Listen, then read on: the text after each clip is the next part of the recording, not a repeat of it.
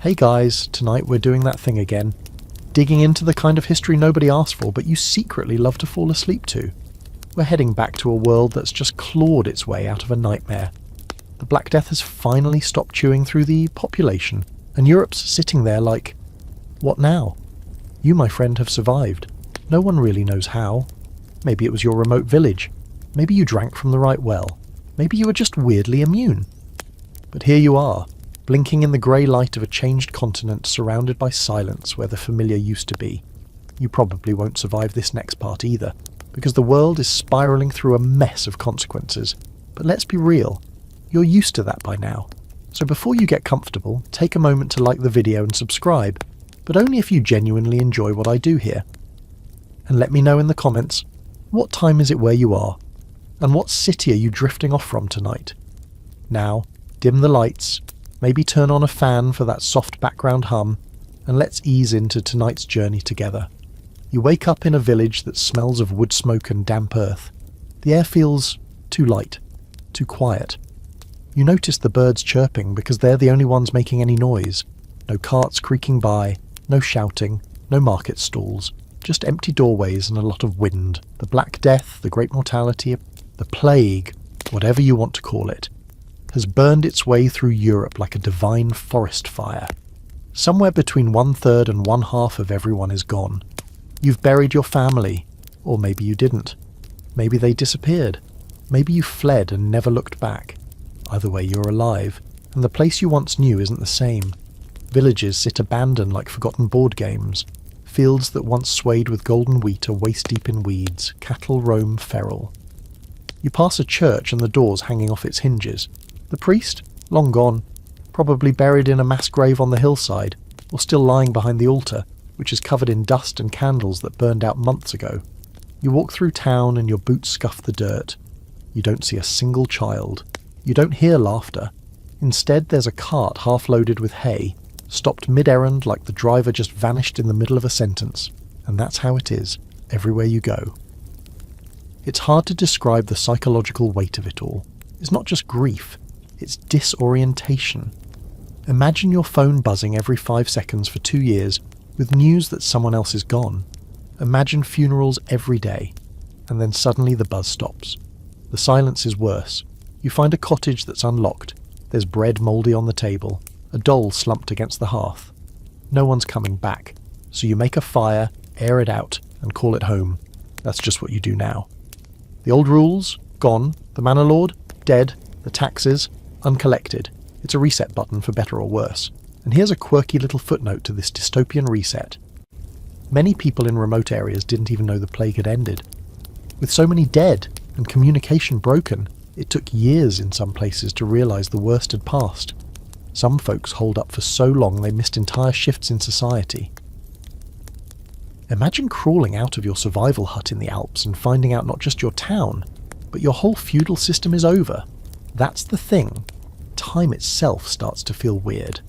In some places, people just stop counting. Some towns don't even track what year it is anymore. Calendars, records, who kept those and who survived to maintain them? It's all a bit fuzzy, which becomes a serious problem when you're trying to govern, inherit property, or just celebrate something without accidentally doing it on the wrong week. And yet humans adapt like mould on old cheese. Fast. Survivors, like you, start figuring things out. Maybe you team up with others and start a new hamlet. Maybe you head into a city, London, Paris, Florence, to see what's left. There's danger, sure, but also opportunity. For the first time in your life, the social ladder looks climbable. Slippery, yes, but possible. One historical footnote worth mentioning. After the plague, many towns and manors were so depopulated that local leaders started offering incentives to attract new residents. Some gave out free land. Others promised freedom from old labour dues. You could walk into a town and suddenly be its most valuable citizen just because you could use a shovel and weren't actively dying. But this era wasn't all about eerie opportunity. Let's pause for one of those lovely academic debates that historians can't stop poking at. Did the plague really change everything, or was it just a short-term shake-up? Some argue it paved the way for the Renaissance and the collapse of feudalism. Others say, slow down, medieval institutions were already wobbling, and the plague just knocked the teacup off the shelf a little faster. Who's right? You don't care. You're trying to decide if you want to loot a nearby orchard or fix the hole in your thatch roof before it rains again. In this hushed new world, even the animals act differently. Dogs without masters follow you around. Cats multiply. Rats, the original villains of this whole mess, are still thriving, by the way. Some things never change. And here's a haunting little fact for you to tuck under your pillow. In many towns, bells stopped ringing entirely. No one left to ring them. No one left to mourn. Churches became silent tombs, and silence became the new normal. You don't realise how much noise community makes until it's gone, but you're still here, walking, breathing, thinking, maybe even hoping. So you keep going. You don't talk much anymore. Not because you've gone mute or anything, but because, well, who's left to talk to? Most people you pass on the road give you that hollow-eyed look, like they're still waking up inside. Some mumble a blessing, others just nod. And plenty pretend they didn't see you at all. There's a weird etiquette to surviving, like an unspoken rule that no one wants to ask too many questions about where you've been or who you lost. You don't ask, they don't ask. Everyone's walking around with half a life. What's even stranger are the tiny new customs popping up everywhere. People won't shake hands anymore. Too risky. Instead, they do this little elbow bow, or sometimes just hold up a dried herb like a weird medieval peace sign. You catch a guy in a fur hat walking backwards through a village because someone told him the plague couldn't follow you that way. Logical? No. But these days, logic's kind of optional. You see entire families wearing necklaces made of garlic, sage or lavender. Pungent, wilted wreaths meant to ward off bad air. The belief in miasma, or poisonous vapour, is still thick in the air, literally and metaphorically. People stuff pomanders into their sleeves or belts. You've started doing it too, if only because it makes you smell slightly less like a forest animal. And speaking of smell, it's bad out here. Let's not sugarcoat it. Death has a long shelf life, and even if the bodies were buried, the memory lingers. Buildings are musty, fields sour, and nothing quite smells like it used to. You used to think of bread as warm and earthy. Now everything smells faintly like spoiled broth and old shoes, even when it's fresh. But it's not all gross and ghostly. There are moments that feel downright bizarre. One day, you stumble across a band of flagellants in a market square. About 50 people marching in single file, whipping themselves with knotted cords. Their backs are bleeding, they're chanting in Latin, and they're absolutely convinced that all this suffering is divine punishment and self-harm is the only redemption. No one stops them. Some people join. Others toss coins or scraps of bread like it's some kind of roadside performance art. The flagellants aren't new, but they've gotten bolder. Before the plague, they were fringe weirdos. Now, they're the main event in some towns. Local priests are nervous. The Pope's not thrilled, especially since these guys don't really follow church rules. They're kind of DIY theology. But desperate times, desperate chants. You watch them go, their rhythm weirdly hypnotic, and realise that for some folks, this is the only way they've figured out how to process grief. If the world broke, maybe the body has to break too. You decide not to join, but you watch until they disappear down the road, their voices fading into something between a prayer and a wail. Religion in general is evolving, let's say. Some people cling harder than ever, while others just kind of stop showing up at church altogether. Can you blame them? The church promised comfort, healing, maybe even protection. Instead, everyone died. Even the clergy weren't spared. Entire monasteries emptied. And when the priests were gone, people started improvising. In some areas, saints start multiplying. Local legends pop up faster than you can keep track of. St. Elfrida of the coughless sleep, St. Balthus of the untouched children, St. Marmaduke of the cleansed rats. Totally unofficial, but wildly popular. People pray to anyone who sounds like they might pick up. You see a shrine built entirely out of broken cooking pots and burned shoes. You ask someone what it's for and they just say, "So we don't forget." Okay, fair. There's also a rising tide of what can only be described as supernatural overcompensation. People hang bells on their doors to scare away spirits. Talismans carved from bone or driftwood become trendy. You even meet a woman who insists her goose speaks to angels. You don't argue. And then there's the real kicker. No one's quite sure what year it is. Records are scrambled, scribes are gone, and calendars kind of fell apart. Was it 1349? 1351? Depends who you ask. Some people started their own timelines, counting the years since the Great Dying, or using weird seasonal markers like the winter the river froze solid or the spring of the seven-headed calf. Honestly, you kind of enjoy the chaos. Time was always an illusion anyway. But that's not to say it's all madness and mysticism. Slowly, painfully, a new kind of normal begins to creep in. People start rebuilding, not in grand architectural feats, but in tiny practical ways. Someone fixes a well, someone else plants beans, and just like that, life tips forward. Still, there's an edge to everything. People are touchier, quicker to anger, and oddly superstitious. One man accuses his neighbour of stealing death away from his family. Another swears he saw a demon pass through his chicken coop. You learn to steer clear of folks who mutter too much. A little madness is contagious, but not all quirks are sinister.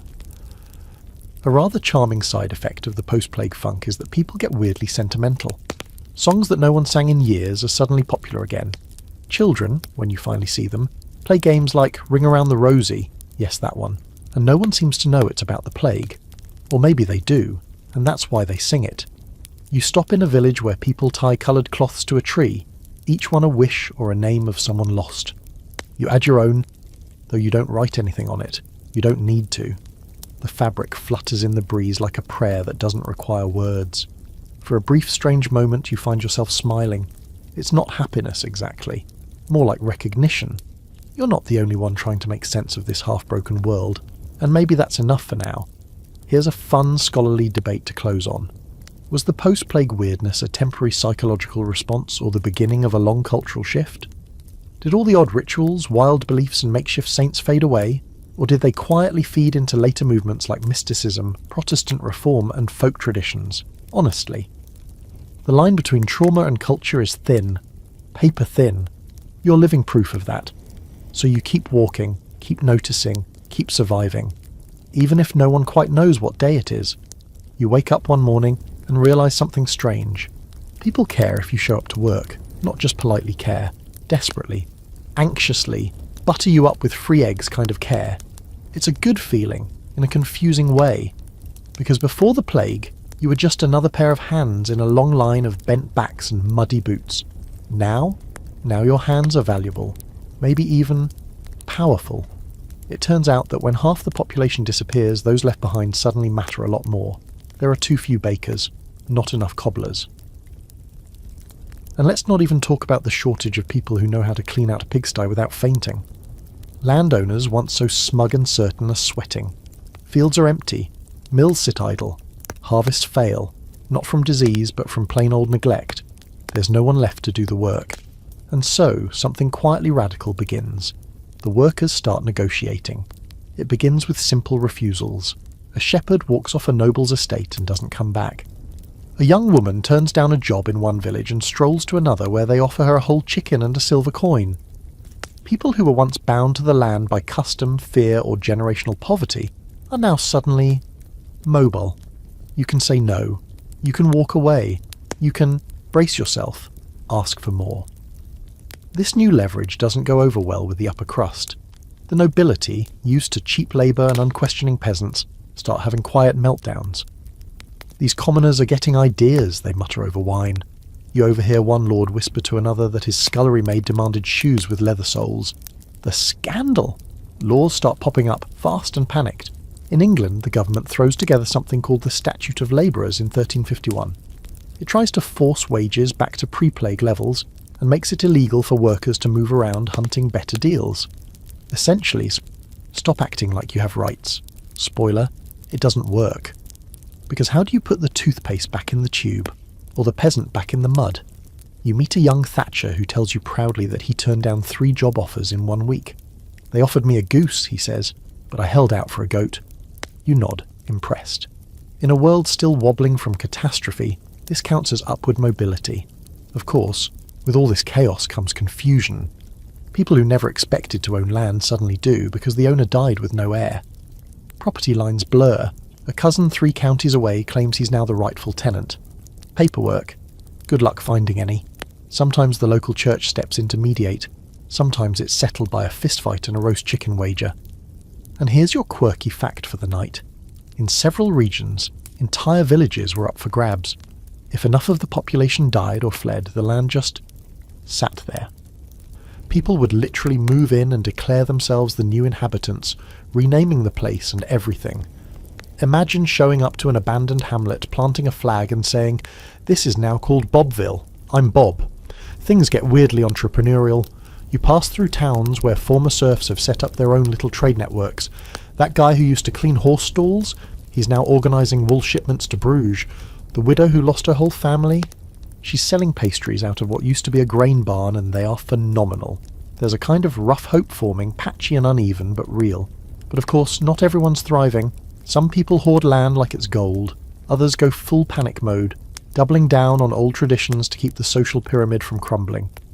You hear stories of nobles forcing peasants back to work at sword point. Some try to revive the old feudal contracts. "You owe me," they insist. "Your father ploughed my land, and so will you." You? You're not so sure. The world looks different now. Contracts feel like dust. You've seen too much, lost too much, to pretend that things are the same. There's a debate brewing under all this. A slow bubbling academic whisper. Did the plague cause the end of serfdom in Europe, or was it already dying? Some historians say it just sped things up. Others think it gave peasants the first real taste of economic autonomy. Either way, you can feel the tectonic shift under your feet. And just when you think things are settling, the church decides to stick its hand in. Bishops start preaching against greedy workers and sinful ambition. They tell the nobles to hold the line. One particularly cranky friar says the plague was God's punishment for pride, and raising your wages is just tempting him again. You resist the urge to throw a turnip at him. But here's the thing. People are done being quiet. Peasants start writing, like literally writing things down. Open letters, complaints, demands. The idea of a social contract isn't new, but now it's personal. You meet a young man who spent 3 winters learning to read just so he could understand land deeds. He teaches you how to write your name with charcoal on a piece of bark. It's messy, but you feel powerful. Labour is no longer invisible. It's loud, it's mobile, it's valuable. And so, the world wobbles forward. Not perfectly, not evenly. Some places cling to the old ways for another century. Others leap ahead like a child on a sugar high. You're somewhere in the middle, watching the pieces move, trying to decide if you're part of a revolution, or just riding the wave. Either way, it feels good to matter. It's been a while since you've seen a lord riding past with banners and a dozen armoured men in tow. They used to be everywhere, strutting through villages like overdressed peacocks, collecting taxes with one hand and blessing babies with the other. Now they're holed up in their crumbling manors, staring at empty ledgers and wondering why no one wants to plough their fields for free anymore. But you do see something else. Land. Just sitting there, waiting, and no one to claim it. You hike past fields waist-high with thistles, once perfectly cultivated for barley or beans. There's an old mill house beside the river where the wheels stop turning, and you poke your head inside. Mouldy flour, broken bags, a rat that stares at you like he owns the place now. You kind of respect him.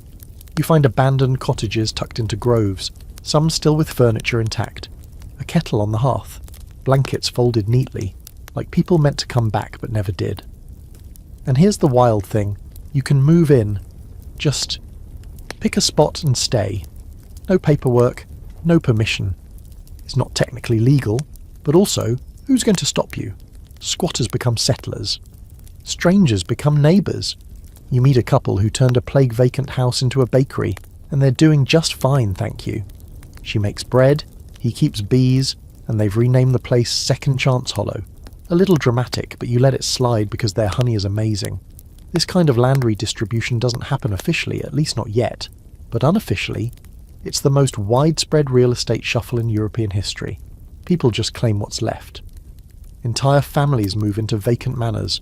Some poor souls try to restore them to their former grandeur, polishing tapestries, lighting chandeliers, until they realise heating one of those stone beasts in winter is a personal hell. Here's a fun fact. In places like France and England, hundreds of villages disappear entirely during this period. They're known today as lost villages. Archaeologists stumble upon their remnants centuries later. Stone foundations, tools, sometimes even half-dug graves, like postcards from a civilization that just evaporated. And this triggers a bigger shift. one you feel more than understand. The idea of who owns land starts to unravel. Before, it was passed down through noble bloodlines tangled in titles and feudal loyalty. Now, it's often claimed by whoever's left standing. That's unsettling for the aristocracy. They keep sending out messengers and scribes, trying to reassert control, but it's hard to enforce a title when your vassals have either died or moved on to better farmland. You overhear a conversation between two former tenants, now co-owners of what used to be a noble's vineyard. One says, "It's not stealing if there's no one left to own it." The other shrugs and replies, "It's not owning if you didn't survive." Philosophical and practical. You like these people. But the legal messiness doesn't stop at squatting. Heirs start crawling out of the woodwork. Some legitimate, some creatively imagined. You meet a man who claims to be the fifth cousin of a dead baron, armed with a half-burned letter and a lot of confidence. You're not sure if he's a fraud or just optimistic. This land scramble also creates a new type of person, the mobile labourer with options. You're not tied down anymore. You stay where the land is good, the people tolerable, and the food doesn't taste like moss and regret. And when it isn't, you leave. Here's where things get spicy.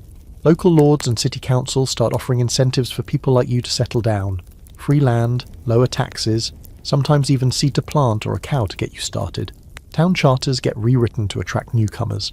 Suddenly you're being courted like a prize fighter, if prize fighters used hose and occasionally knew Latin. But there's an odd side effect. With all this free-moving, land-claiming, deal-making energy, social structures start to warp. In some areas, you get this weird hybrid class.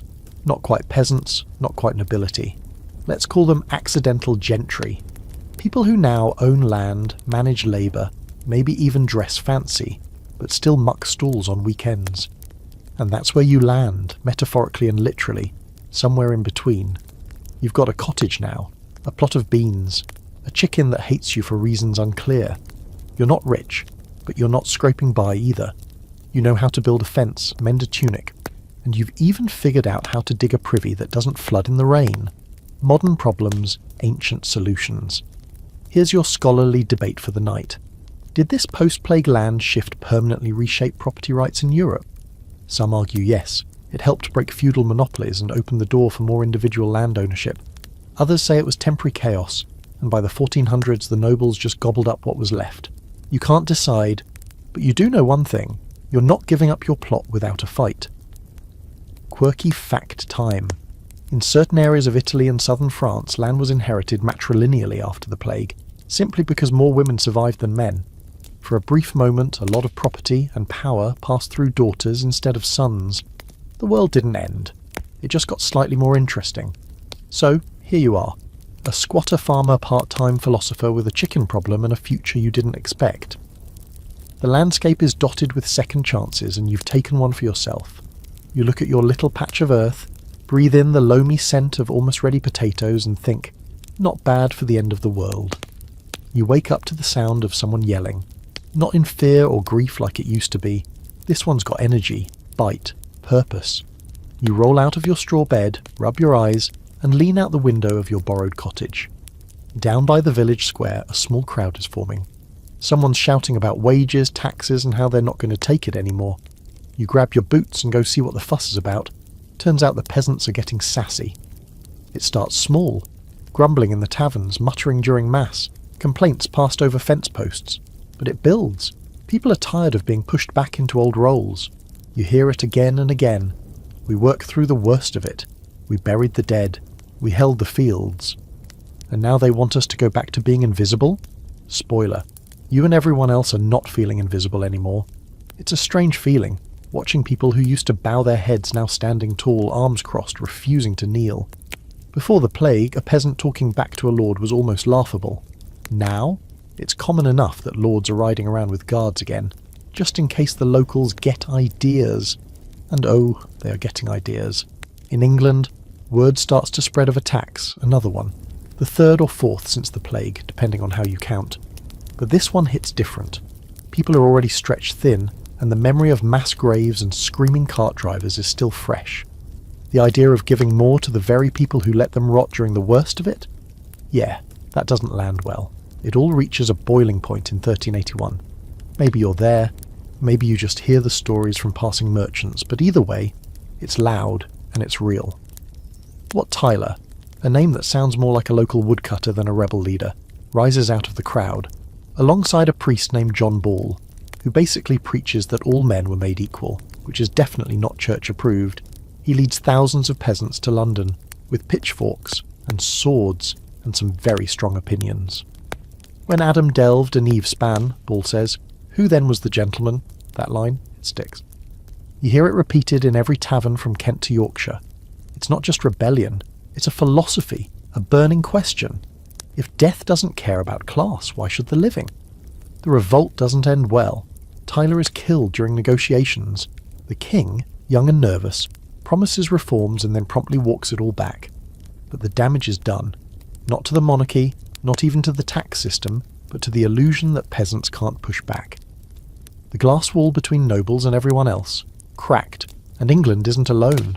Across Europe, similar uprisings spark like dry grass catching flame. In France, there's the Jacquerie in 1358, named after Jacques, the go-to name for your average French peasant. These guys get fed up with marauding soldiers, high taxes, and nobles retreating to fortified castles, while everyone else starves. So they rise up. It's short, brutal, and suppressed with terrifying force. But again, the memory lingers. People remember, and they keep talking. Even in Italy, uprisings break out. In Florence, the Ciompi Revolt of 1378 sees wool workers, the lowest rung of the labour ladder, take control of the government for a brief, breathless moment. Can you imagine? People with dirt under their nails making laws. It doesn't last, but it sends a message. There's more of us than them. Of course, not everyone is thrilled with this newfound backbone. The elite don't like feeling nervous at the sight of a hoe or a scythe. They start building more walls, literally. You see towns throwing up stone defences again, not for foreign armies, but against their own people. You hear whispers of blacklists, secret church sermons condemning the pride of the lowborn, and quietly reissued laws making it illegal to gather in groups larger than 10 without noble oversight. A group of 11 shepherds talking about wages? That's considered sedition. You can't help but laugh. It's like someone tried to outlaw frustration. One quirky detail sticks with you from this era. In some villages, people start wearing little badges or pins to signal solidarity. Nothing fancy. A carved wooden circle, a coloured ribbon. Just a sign that says, "Hey, I see you. I'm with you." You keep one tucked inside your cloak, though you never show it openly. Still, it feels good, heavy in your pocket. Here's a scholarly debate that still gets historians riled up. Were these peasant revolts early examples of class consciousness, proto-Marxism, if you squint? Or were they more about immediate survival, a flash of fury with no long-term political vision? Hard to say. You've met plenty of people who just want bread and peace. But you've also heard others asking real questions about ownership, inheritance, even governance. Questions with teeth. And then there's the church, which finds itself caught in the crossfire. It used to be the one steady institution, the middleman between kings and peasants. Now, people are sceptical. If the clergy survived in comfort while the laity died in ditches, what does that say? You see priests heckled, monasteries boycotted, and in some places entire congregations just stop showing up. The revolt energy doesn't just vanish after the soldiers come in and stomp it down. It lingers in quiet defiance. And the new way people look at their lords, no longer reverent, just resigned. It lingers in how peasants start demanding written contracts for labour, how they organise harvest schedules as equals, not servants. You even see it in fashion, seriously. Poor folks start dressing better, not noble levels of fancy, but nicer than before. Tunics in brighter colours, belts with a bit of decoration. It's like everyone collectively decided no more grey potato sacks. Let's at least look like we belong to this world. And you? You feel it too. A little straighter in your spine, a little less timid at the marketplace. You've seen what happens when people stand up. It doesn't always end well, sure, but it always means something, and sometimes meaning is all you've got. So the peasants don't go back to being silent. They keep murmuring, gathering, pushing, and over time, those murmurs will turn into demands, and those demands will shape kingdoms. But for now, you head back to your cottage, pass by your neighbour's goat, still hateful, and light your evening fire. The world is shifting, not in a rush, but like a hilltop after a rainstorm, slow, cracking, unstoppable, and you're standing right in the middle of it, It's getting harder to ignore them. The drums, the chanting, the rhythmic slap of bloodied ropes against human backs. Yeah, the flagellants are back in town. Again. You're on your way to trade onions for a new pair of boots, and there they are, parading straight down the main road like medieval flash mob performance artists. Except instead of interpretive dance, it's self-harm and apocalyptic monologues. They come in barefoot, shirtless, and smeared with dirt. Some wear white robes with red crosses, others look like they haven't changed clothes since the plague first hit. They carry banners, sing haunting hymns, and whip themselves in synchronized arcs. Each strike a sharp reminder that religion can get very theatrical when people feel helpless. And honestly, you kind of get it. They're not just out here for the spectacle. The world went sideways, and these folks are just trying to make sense of it the only way they know how, by blaming sin and beating it out of themselves. They believe the plague was God's punishment for humanity's wickedness, and now they're offering their pain as a sacrifice. It's part repentance, part performance, part group therapy. Very loud group therapy. You spot a few villagers watching them from behind doorways, eyes wide and unmoving. Others kneel as the procession passes, not out of piety, but maybe a quiet hope that the spectacle might somehow help, that maybe all this pain will appease whatever cosmic force keeps turning everything into a dumpster fire. Of course, not everyone's buying it. The local priest peeks out from his chapel window, looking about ready to fake an illness just to avoid confrontation. The flagellants aren't exactly popular with church leadership. They act outside the church's control, they preach their own sermons, and they attract huge crowds. That makes them dangerous, and not just to themselves. You overhear one of the robed men shouting something about the Pope being a fraud, the end times being near, and the earth bleeding through its skin. It's all very dramatic, but it lands differently now that people are traumatized, confused, and trying to rebuild. Fear listens more carefully after a crisis. This movement started during the height of the plague, but it didn't die with it. In fact, in many places the flagellants are more visible after the plague, like weeds that grew up in the cracks of a broken system. They wander from town to town like doomsday troubadours, collecting followers and freaking out local officials. It's kind of like a roadshow panic tour. In Strasbourg they caused actual riots. In Erfurt they were banned. In places like Switzerland and Austria, entire towns turned out to either cheer them on or yell at them to leave. You've seen both, depending on the weather and general mood. Quirky fact for you tonight: some flagellants travelled with their own musicians. Drummers, pipers, even singers to accompany the lashings. Think about that. Someone's job was to provide the soundtrack to public self-flagellation. Imagine applying for that gig. But here's where things get complicated. These folks don't just chant and bleed and move on. They leave behind ideas, new ones, heretical ones, powerful ones. They preach that you don't need priests to reach God, that penance is between you and the heavens, that the church failed during the plague, so maybe it isn't the only voice of truth anymore. Sound familiar? It should. These seeds will eventually bloom into the full-blown religious upheavals of later centuries. Protestantism doesn't come out of nowhere. It's watered by fear, confusion, and grassroots movements like this. Right now, though, the church isn't having it. By the mid-1300s, the Pope, safely tucked away in Avignon, officially condemns the flagellants, bans their processions, excommunicates leaders.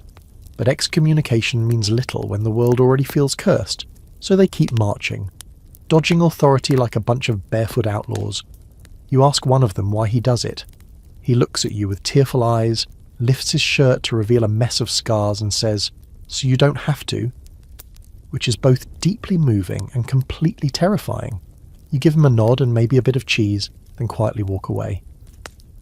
There's another layer to this, one you start to notice the more you travel. The flagellants are mostly men, and often they're younger, rootless, and angry.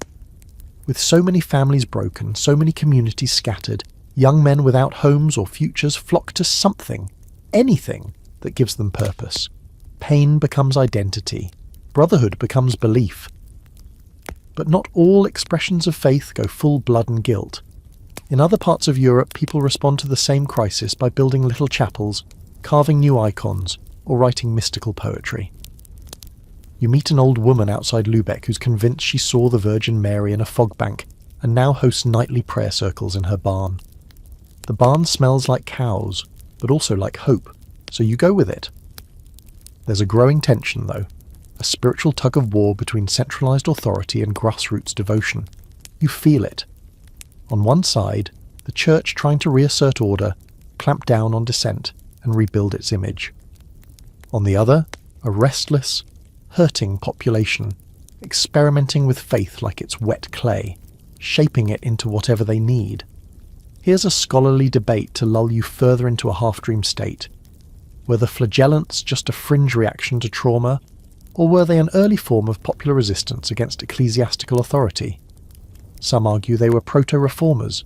Others think they were more like spiritual shock absorbers, channeling fear into performance to prevent actual revolt. Either way, you're living through a time when pain becomes public, faith becomes flexible, and belief becomes deeply personal.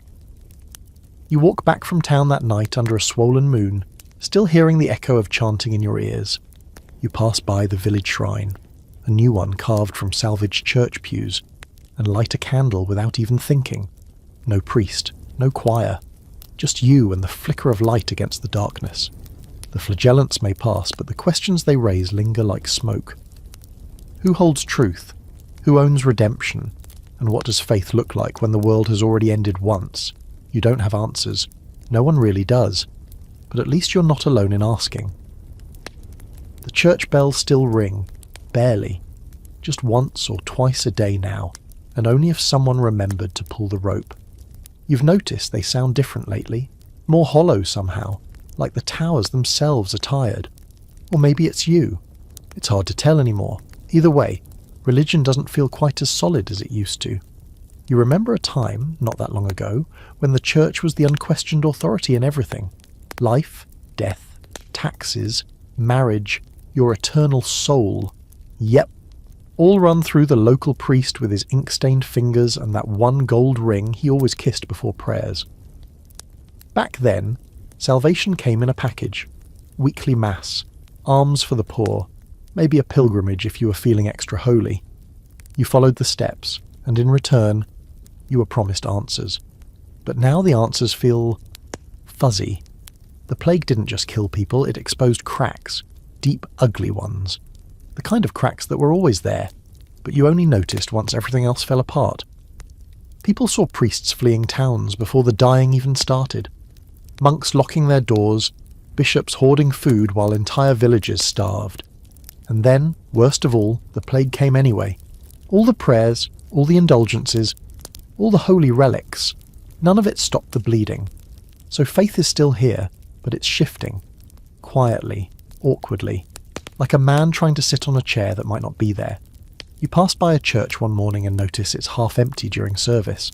The priest drones on about obedience and humility, but most people are just staring at the floor. A few whisper to each other. One old woman straight up falls asleep, which would have been scandalous a few years ago. Now it's just Tuesday. But the weirdest part is this. The void left behind by the fading authority of the church. It's not empty. It's being filled. Not all at once, and not in any organised way, but still, filled. You see little signs of it everywhere. Shrines sprouting up outside town boundaries. People wearing amulets that aren't quite Christian, but not exactly pagan either. Prayer circles happening in barns and fields, and once, weirdly, in a blacksmith shop. It smells like hot iron and burnt feathers, and no one's entirely sure what they're praying for, but they keep showing up. Mysticism is having a moment. Visions, revelations, dreams. You can't go 2 miles without someone claiming they've been spoken to by a saint, an angel, or the Virgin Mary herself. Some of these people are clearly touched in the head. Others? Honestly, they sound convincing. There's one woman you meet on the road to Cologne. Young, pale, barefoot. She says she walks only where God guides her. She's made it across 3 countries on faith alone and a suspicious amount of foraged berries. You talk with her for a while, and she tells you things you haven't heard in sermons. That God is everywhere, not just in buildings. That suffering isn't punishment but transformation. That salvation is personal, not purchased. Then she hands you a small stone with a cross carved into it, and walks on like you're just another step in her journey, and you carry that stone for weeks. Not because you believe in it, yet, but because something about it feels true. Or close enough. You also hear whispers about new saints, ones not approved by the Vatican. Local ones. People who died during the plague while caring for others, or who survived miraculously and now wander, healing and blessing and muttering half-lost psalms. They don't wear mitres or carry staffs. Most don't even know Latin, but they've got crowds. One guy, people call him Brother Eli, shows up outside Bruges wearing nothing but a wool tunic and a crown made of grapevine. He gives long, strange sermons about how the world must shed its skin like a snake before it can heal. You don't understand half of it, but everyone listens. Really listens. Then he takes off his crown and gives it to a beggar, who cries for 10 solid minutes. Not all of it is peaceful. As the church struggles to reassert control, tensions rise. Clergy begin publicly condemning unauthorized gatherings. In some places, authorities arrest wandering preachers, accusing them of heresy. You watch one man get dragged from a crowd, still shouting scripture as the guards carry him off. It's chilling, but also weirdly inspiring. There's an argument bubbling under all of this, one the scholars still wrestle with. Was this post-plague religious messiness the early spark of the Reformation? Some say absolutely it weakened the church's monopoly on salvation. Others say it was just a necessary cultural detox after collective trauma, like spiritual freeform jazz before the institutions re-solidified. But here's the fringe fact you weren't expecting. In certain regions, people start incorporating astrology into religious practice. Yep, stars, planets, lunar cycles, all used to explain God's will. Some folks believe the plague was written in the sky long before it arrived, and now they look to the heavens for updates. One baker in Bavaria tells you Mercury is in retrograde and that's why his bread won't rise. You nod solemnly and eat it anyway. Meanwhile, the church tries a rebrand. More saints, more relics, more processions. You attend one in Prague that's so elaborate it feels like a parade for holy bones. They carry a skull wrapped in gold, claim it belonged to some martyr no one's heard of, and the crowd goes nuts. People toss flowers, children weep. It's all very dramatic and very effective for a while. But deep down, people are still asking the big questions. Why did so many die? Why didn't the priests know what to do? Why didn't God stop it? No one has answers, only variations, and some of them are beautiful. You light a candle at one of those roadside shrines one night. Just a tiny flame in the dark next to dozens of others. You don't say a prayer because you don't know what to ask for. But standing there in the flickering silence, you realise that maybe prayer isn't about asking. Maybe it's just about not being alone. The first time you see it, you think it's a mistake. A painting, on wood, not canvas, leaning against the wall of a small chapel outside Siena. You stop mid-step, your bread nearly slipping from your satchel, because the image doesn't look like the saints and angels you're used to. No glowing halos, no gently folded hands. Instead, it's skeletons. Dozens of them. Dancing. They twist and leap with eerie joy, arms linked with nobles and peasants alike. A bishop spins beside a beggar. A queen twirls with a corpse in a tattered shroud. You squint at the inscription beneath and read something like, "As we are, so shall you be." Cheerful stuff. But it's not a joke. These kinds of images, memento mori, remember you must die, are showing up everywhere now. Painted on church walls, carved into wooden beams, even stitched into funeral robes. Death is no longer hiding behind a veil or tucked into the corner of a fresco. It's front and centre, posing, grinning. It's not morbid, though. Not really. It's just honest. The plague changed art forever.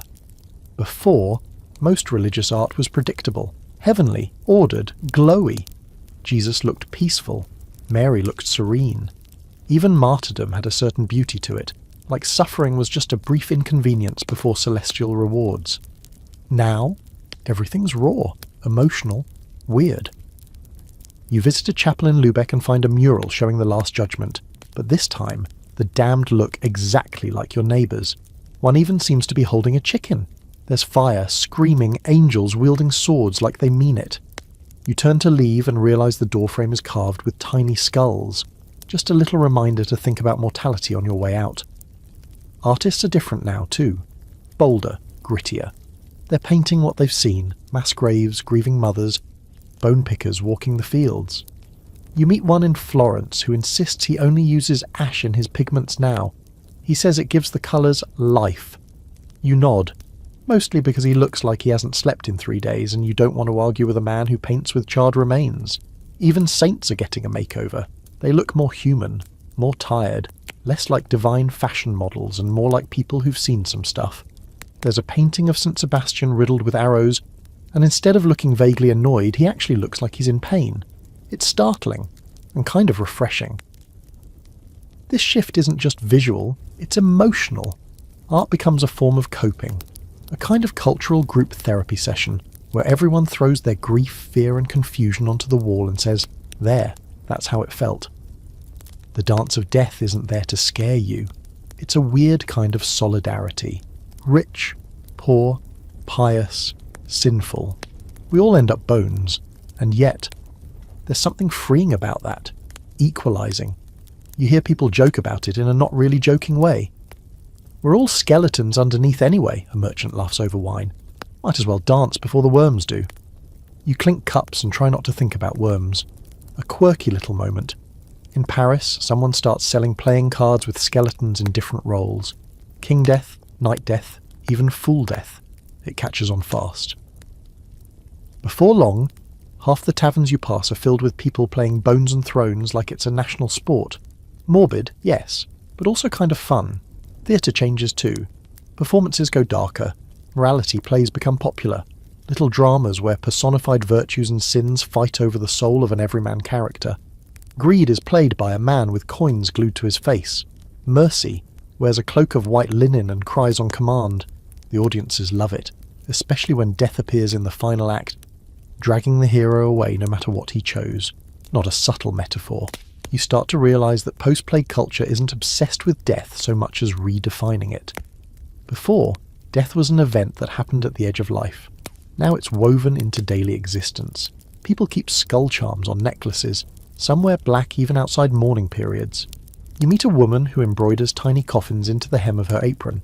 Just to keep perspective, she says with a shrug. Here's where the scholarly debate creeps in. Was this explosion of macabre art and symbolism a sign of mass trauma? Or was it just people being practical? Did the plague warp European aesthetics? Or did it finally rip off the polite mask that was hiding the truth all along? You've got your own theory. Maybe it's both. Maybe when the world breaks, you stop pretending it was ever tidy to begin with. Maybe the skeletons were always dancing. We just finally opened our eyes. You see it in children's drawings too. Charcoal scribbles of hooded figures, grinning skulls with flowers, people holding hands with angels. One child draws a picture of his family as ghosts, floating above a house that looks suspiciously like yours. He smiles when he shows it to you. You try to smile back, but it's not all death and dread. New forms of beauty emerge too. There's a kind of soft melancholy to the music now, more minor keys, more aching melodies. People sing songs that sound like lullabies and eulogies at once. You hear one in a market, a tune about a lover who died in spring and returned as a swallow. It stays in your head for weeks. And the art that isn't about death? It's about survival, about quiet moments. A mother brushing a child's hair, a man feeding geese in the snow, a woman lighting a lantern with no one else around. These images feel just as powerful as the skeletons because they whisper, "See? We're still here." One more odd fact for your bedtime collection. Tomb sculptures start changing. Instead of idealised images of the dead in youth or prayer, people start commissioning transy effigies, stone carvings of their own decaying bodies, bones, worms, sagging skin, literal death masks. It's both horrifying and incredibly honest. One nobleman apparently requested he be shown as he will be 1 year after burial. Bold choice, but there's beauty in that too. A kind of dignity in refusing to lie about where this all ends, and maybe strangely a comfort. So tonight, as you lie down on your straw-stuffed mattress and stare at the shadows on your wall, you think about those dancing skeletons, not as a threat but a reminder that you're part of the dance too, still moving, still breathing, still here, and maybe that's the most beautiful thing of all. You used to avoid graveyards. Most people did. They were quiet places for funerals, not for lingering. But now they've become oddly social. People walk through them in the evenings like parks. They sit on mossy stones, light candles, even leave letters.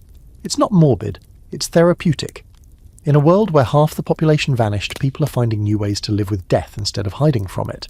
It's not about fear anymore, it's about remembering and planning. Death is trendy now, in the strangest possible way. Not in a depressing woe is me sense, but in a very practical, mildly theatrical kind of way. You know people who are planning their funerals with more flair than a royal wedding. A neighbour insists her coffin must be carved from oak and lined with blue wool. Another has commissioned an original song to be sung by local children, minor key only of course, for proper drama. You get invited to a pre-morning gathering. It's like a funeral rehearsal. The guest of honour is still alive, sipping cider in a fur-trimmed cloak while everyone shares what they'll say when she's gone. She claps, she cries, she critiques. "A little more feeling, please," she tells one nephew who flubs his tribute. Honestly, it's kind of brilliant. The way people think about dying has changed entirely. Before the plague, it was something that happened out of sight, handled by priests and family, kept under the surface like a bad smell. Now, it's part of dinner conversation. People talk openly about where they want to be buried, what they want to wear, whether they'd prefer to go in their sleep or in the middle of a dramatic rainstorm. One man says he wants to die mid-sentence while telling a joke. You respect that. And it's not just the wealthy making these plans. Poor folks are doing it too. They may not afford silk-lined coffins, but they carve their own markers or pick a special rock to serve as a headstone. Some start building their graves in advance. Little plots marked with their name and a short phrase like, "not yet," or "soonish." It's dark humour, sure, but it's also control. A way to say, I've seen what death can do. I'm not scared of it anymore. I'm ready when I'm ready. Here's a quirky little tradition you stumble upon. The Ars Moriendi, the art of dying. It's a set of guides being copied and passed around, especially among the middle class. Illustrated books that tell you how to die well. Literally, how to confess, how to say goodbye, how to accept your fate with grace and minimal drama, or maximum drama if that's your style. Some versions even include little woodcut comics showing the dying man resisting demons at his bedside. It's like a spiritual instruction manual meets a medieval graphic novel, and you know what? People actually read them. In a time where half the world feels like it's just barely holding together, having a script for the end brings a strange kind of peace. But not everyone wants peace. Some want legacy. You start to notice an uptick in tombs, not just graves, but full-on statements, marble slabs, stained glass panels, carvings that show the deceased looking noble and serene, sometimes even mid-prayer, as if they just paused for eternity. In towns like Florence and Avignon, there are tombs so big you could live in them. Some people probably do. One merchant commissions a statue of himself handing a coin to a beggar, just so everyone knows he was generous. Another has himself carved lying peacefully, with angels lifting his soul skyward like a medieval balloon ride. There's vanity here, sure, but also vulnerability. These people want to be remembered for something, anything. A scholarly debate you'll enjoy. Was this obsession with death just trauma on display, or was it a new form of identity building? Did the plague trigger a wave of ego, or did it make people more self-aware? Some argue that pre-plague life was too structured, people born into roles, living by custom. After the plague, suddenly you could shape how you were remembered, not just as a farmer or wife, but as you. There's even a quiet gender shift in all of this. Women start appearing more often in memorial art, not just as grieving widows or anonymous saints, but as thinkers, healers, mothers, workers. Some are shown reading, or holding tools, or sitting on thrones beside their husbands.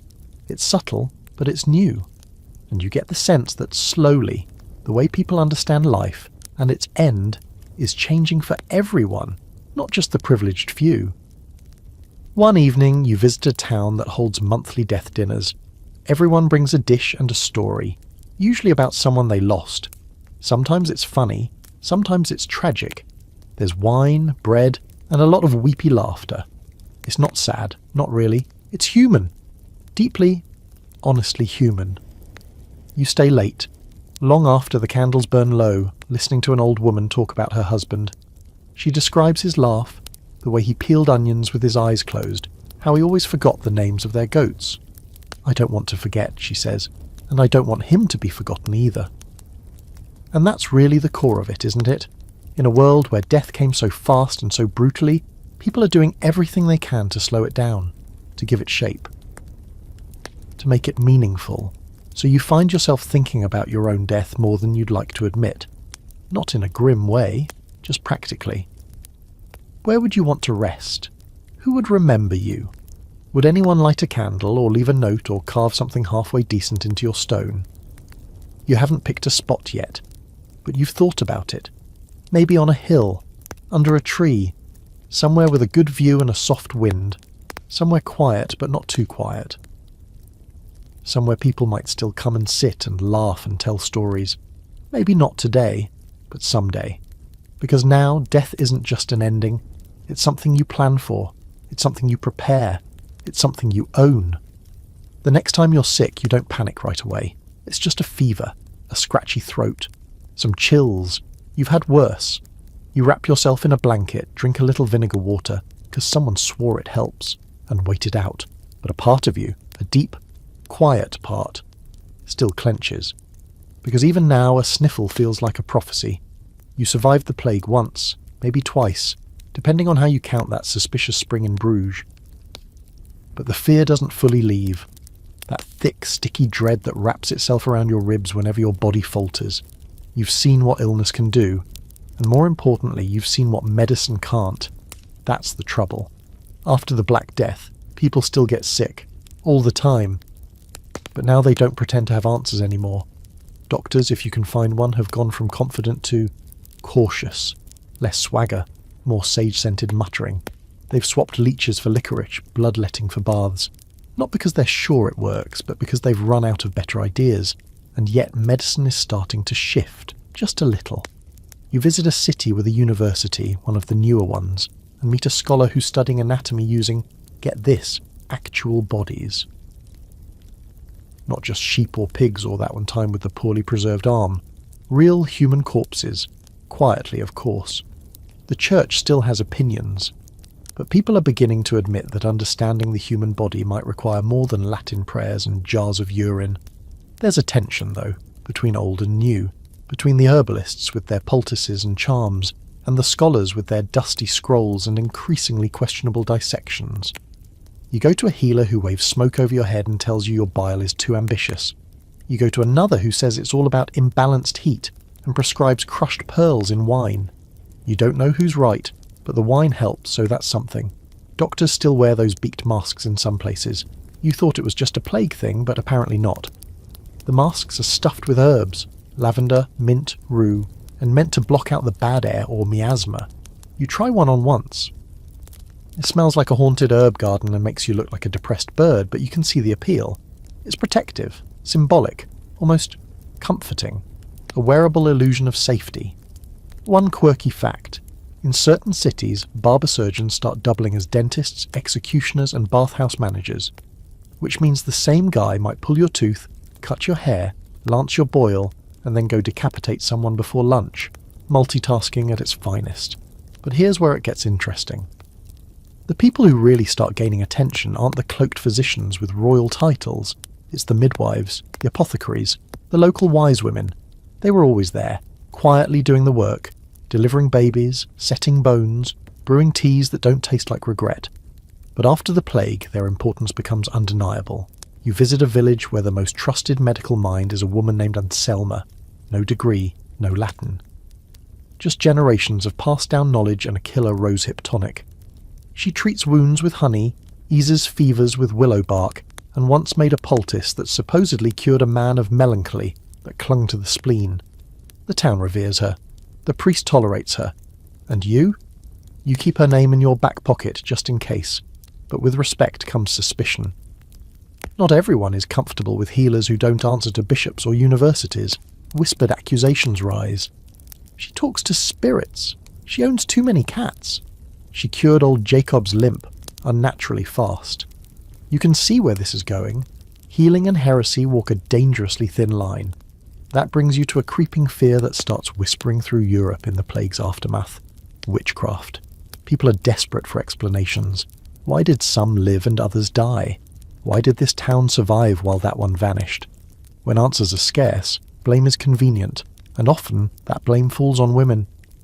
Especially the ones with too much knowledge, too much independence, or just a slightly unnerving smile. The church begins codifying what counts as sorcery. You hear murmurs of inquisitions, of trials, not full-scale hysteria, yet, but the groundwork is being laid. You pass through a village where someone was burned for hexing the cattle. The cows looked perfectly fine to you, maybe just moody. There's a scholarly debate smouldering underneath all this. Did the plague catalyse the rise of medical empiricism, or did it push people deeper into superstition? The answer, frustratingly, seems to be both. For every healer experimenting with herbs, there's a priest burying a statue to ward off disease. For every scholar dissecting bodies, there's a town praying over a well to make it holy again. And you? You learn to balance between both worlds. Little sage for the fever, a little prayer just in case. You keep a sprig of rosemary above your door not because it's proven to do anything, but because it makes you feel better. Sometimes that's enough. Hospitals are changing too. Not the grand sterile ones we know today, but modest buildings where the sick are tended with something approaching organisation. Some are run by religious orders, others by cities trying to prevent the next outbreak. They're still more about comfort than cure. But hey, fresh sheets and hot soup go a long way. One night you help carry a fevered boy to the town infirmary. The nurse, an elderly monk with shaky hands, thanks you and offers you a chunk of dried apple. "We're better than we were," he says, eyes tired but kind. "Still don't know what we're doing, but we're trying." And that's really the story of medicine now. Less confident, more curious, still full of wild guesses, but with a growing awareness that maybe, just maybe, the body is a puzzle worth solving, not a punishment to endure. You get better, by the way.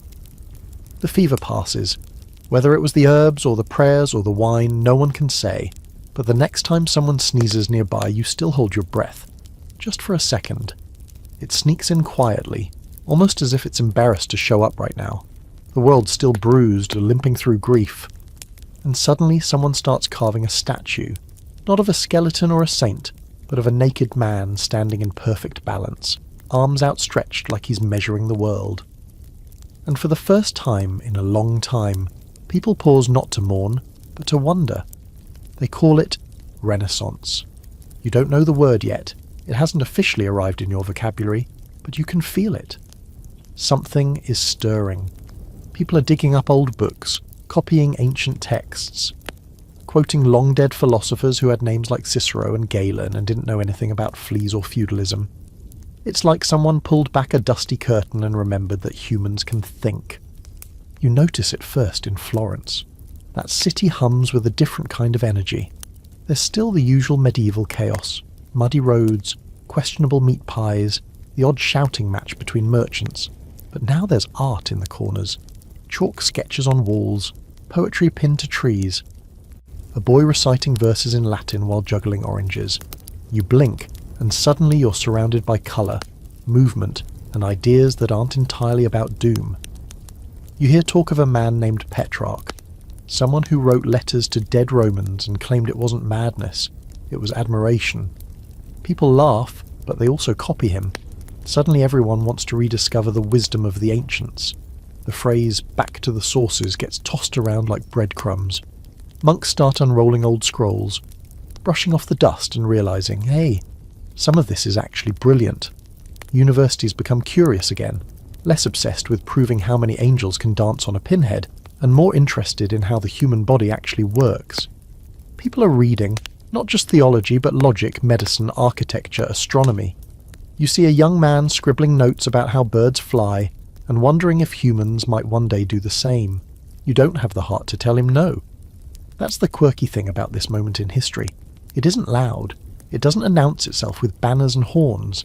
It shows up in curious questions, in notebooks, in lines of poetry slipped into love letters.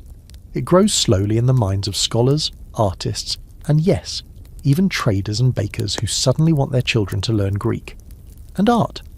Oh, art is changing. You pass through a cathedral being repaired and notice something off. One of the stained glass panels doesn't show a saint, it shows a merchant, holding a ledger, kneeling sure but definitely proud. He paid for the window, and now he wants to be in the window. Vanity? Maybe. But also a subtle declaration.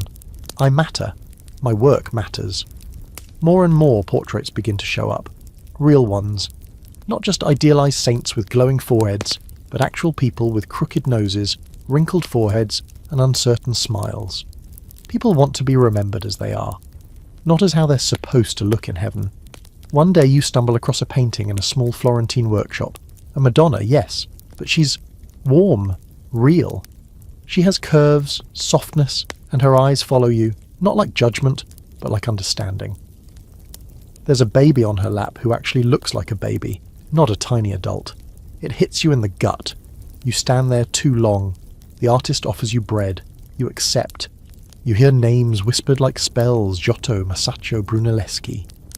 Men turning walls into windows to the soul. And women too, though their names don't travel as far. Nuns painting illuminated manuscripts in convents. Poets writing under pen names. Thinkers quietly moving the chess pieces of this new age without fanfare. A scholarly debate begins to simmer. Is this truly a rebirth of classical wisdom, or just a lucky string of wealthy patrons and clever artists riding the wave of post-plague vacancy? Some argue the Renaissance was inevitable. Others say it needed a trauma big enough to shake the dust off Europe's brain. The Black Death, as grim as it was, cleared the table for something else to grow. You meet a merchant who tells you he funds artists now instead of just spice traders. One feeds the body, the other feeds the soul, he says with a grin, chewing almonds like a philosopher. You're not sure which soul he's feeding, but his sculpture garden is impressive, and it's not just art and books. Architecture starts to stretch its limbs. People build with harmony in mind, symmetry, balance, proportion. Churches begin to look less like fortresses and more like invitations.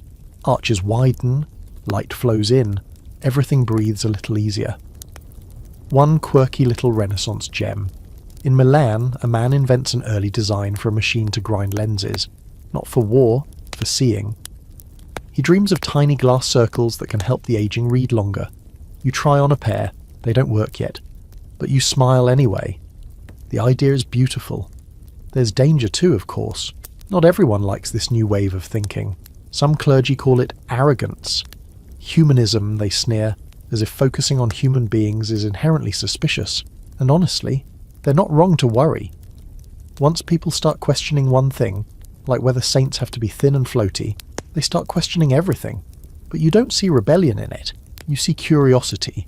A quiet, relentless hunger to understand more. To create more. To be more than just survivors. You pass a school one afternoon and hear children reciting lines from Ovid. Badly. One kid picks his nose while another says, metamorphosis, like it's a swear word. But still, you pause and listen. A century ago, that would have been unthinkable. Now, it's just Tuesday. You may not live long enough to see the Renaissance in full bloom. It will take generations to fully unfold. But tonight, you sit beneath a sky that people are beginning to map with accuracy instead of mythology. You hold a book copied by candlelight. You eat food made with thought, not just survival. And for the first time in a long while, you don't think only of death. You think of what comes after. There's a saying you hear tossed around the marketplace in Florence. All roads lead to rivalry. Okay, maybe you made that one up, but the sentiment stands. Because the Renaissance isn't just some peaceful rebirth full of soft lighting and Greek scrolls. It's also a full-blown political soap opera, and you're now living in the messiest, most backstabbing reality show medieval Europe has to offer. The rise of the Italian city-states. You've wandered your way into a world that runs on coin, cunning, and really well-tailored tunics. Florence, Venice, Milan, Genoa, and a handful of others. They're not just cities, they're entities, brimming with wealth, ambition, and so much dramatic tension it might as well come with a soundtrack. Each one wants to be the brightest, richest, smartest, and most destined by God to lead Italy into a glorious future. Sound familiar? Florence, your current home base, is thick with the smell of ink, leather, and barely restrained arrogance. The Medici family is rising, using banking like it's a form of warfare. You've never seen so many coins in one place, and you're not even allowed in the bank. But their money's everywhere, in paintings, in cathedrals, in the poets reciting sonnets in the piazza for tips and prestige. The Medici don't rule officially, of course. Florence is still a republic, but everyone knows who's really pulling the strings. Cosimo de' Medici walks through the square like a man who owns both the scenery and the lighting, And in many ways he does. Milan's different. Colder, more steel, less velvet. The Visconti and later the Sforza families dominate there. Less art, more armour. You visit once and it's like walking into a military parade disguised as a city council meeting. People speak in short sentences and stare too long. You don't stay. Venice, on the other hand, feels like a fever dream. It floats, literally, on water and ambition. The Doge wears a hat that looks like a pastry and lives in a palace that glitters like a jewellery box. Everything smells like sea salt and incense. The markets sell spices you can't pronounce, and you once saw a man buy a peacock just because it matched his coat. You're not sure Venice is real. Each city-state is its own kingdom in all but name, and they're constantly scheming against one another. Treaties are made, broken, rewritten, and rebroken. Alliances shift like the wind. One week Florence and Milan are friends. The next, they're hiring mercenaries to burn each other's crops. Everyone's paranoid. Everyone spies on everyone. You deliver a letter once that turns out to be code. You have no idea what it said, but the recipient gave you a chicken, so... success? Here's a quirky fact. The rise of city-states also births an entire industry of professional letter writers, messengers and forgers. It's the golden age of passive-aggressive correspondence. You meet one man whose full-time job is to write flattering letters for people too nervous to do it themselves. Never underestimate a well-placed compliment, he tells you, dipping his quill dramatically, especially if it's in Latin. And it's not just politics and poison. This fierce competition spills over into art, architecture and science. If Florence builds a cathedral dome, Milan has to build a taller one. If Venice commissions a painting of the Madonna, Genoa wants two, and theirs had better have more gold leaf. Even funerals become events. You watch one procession where the deceased's coffin is carried by 12 men dressed as apostle, followed by a choir of orphans singing an original hymn. The crowd claps. You join in, slightly confused. This rivalry isn't purely shallow, though. It fuels progress. Artists and thinkers bounce from city to city, following the money and the commissions. An architect might sketch in Bologna in the morning, then hop a mule to Padua for an evening lecture. Everyone wants talent. Everyone wants legacy. Scholarly debate time. Did the intense competition between city-states accelerate the Renaissance, or did it just make everything more chaotic? Some say the wealth and rivalry created the perfect storm for cultural explosion. Others argue it fragmented Italy, delaying unification for centuries. You don't know. But watching sculptors duel with marble and poets insult each other in rhyming couplets, highly entertaining. But there's a darker undercurrent too. The beauty and brilliance you see on the surface, it's paid for with exploitation. Guilds crack down hard on outsiders. Taxes hit the poor harder than anyone admits. And while the rich commission palaces, the sick still die in back alleys. You once help a sick girl find her way to a public hospital, only to be turned away because her family owed a fine. Charity begins at home, the attendant mutters. You almost throw your shoe at him. Still, there's something intoxicating about these cities. You can feel the ideas moving through the air like perfume. People debate Plato over breakfast. A goldsmith might also be an amateur astronomer. You hear someone argue that the moon affects moods, and no one laughs. You catch snippets of translated Arabic texts being read aloud in cafes, and someone compares Greek tragedy to local politics. It's all very sweaty and brilliant. Here's a fringe detail for your bedtime brain. One Florentine scholar claims that great thinkers are born only when stars align just right.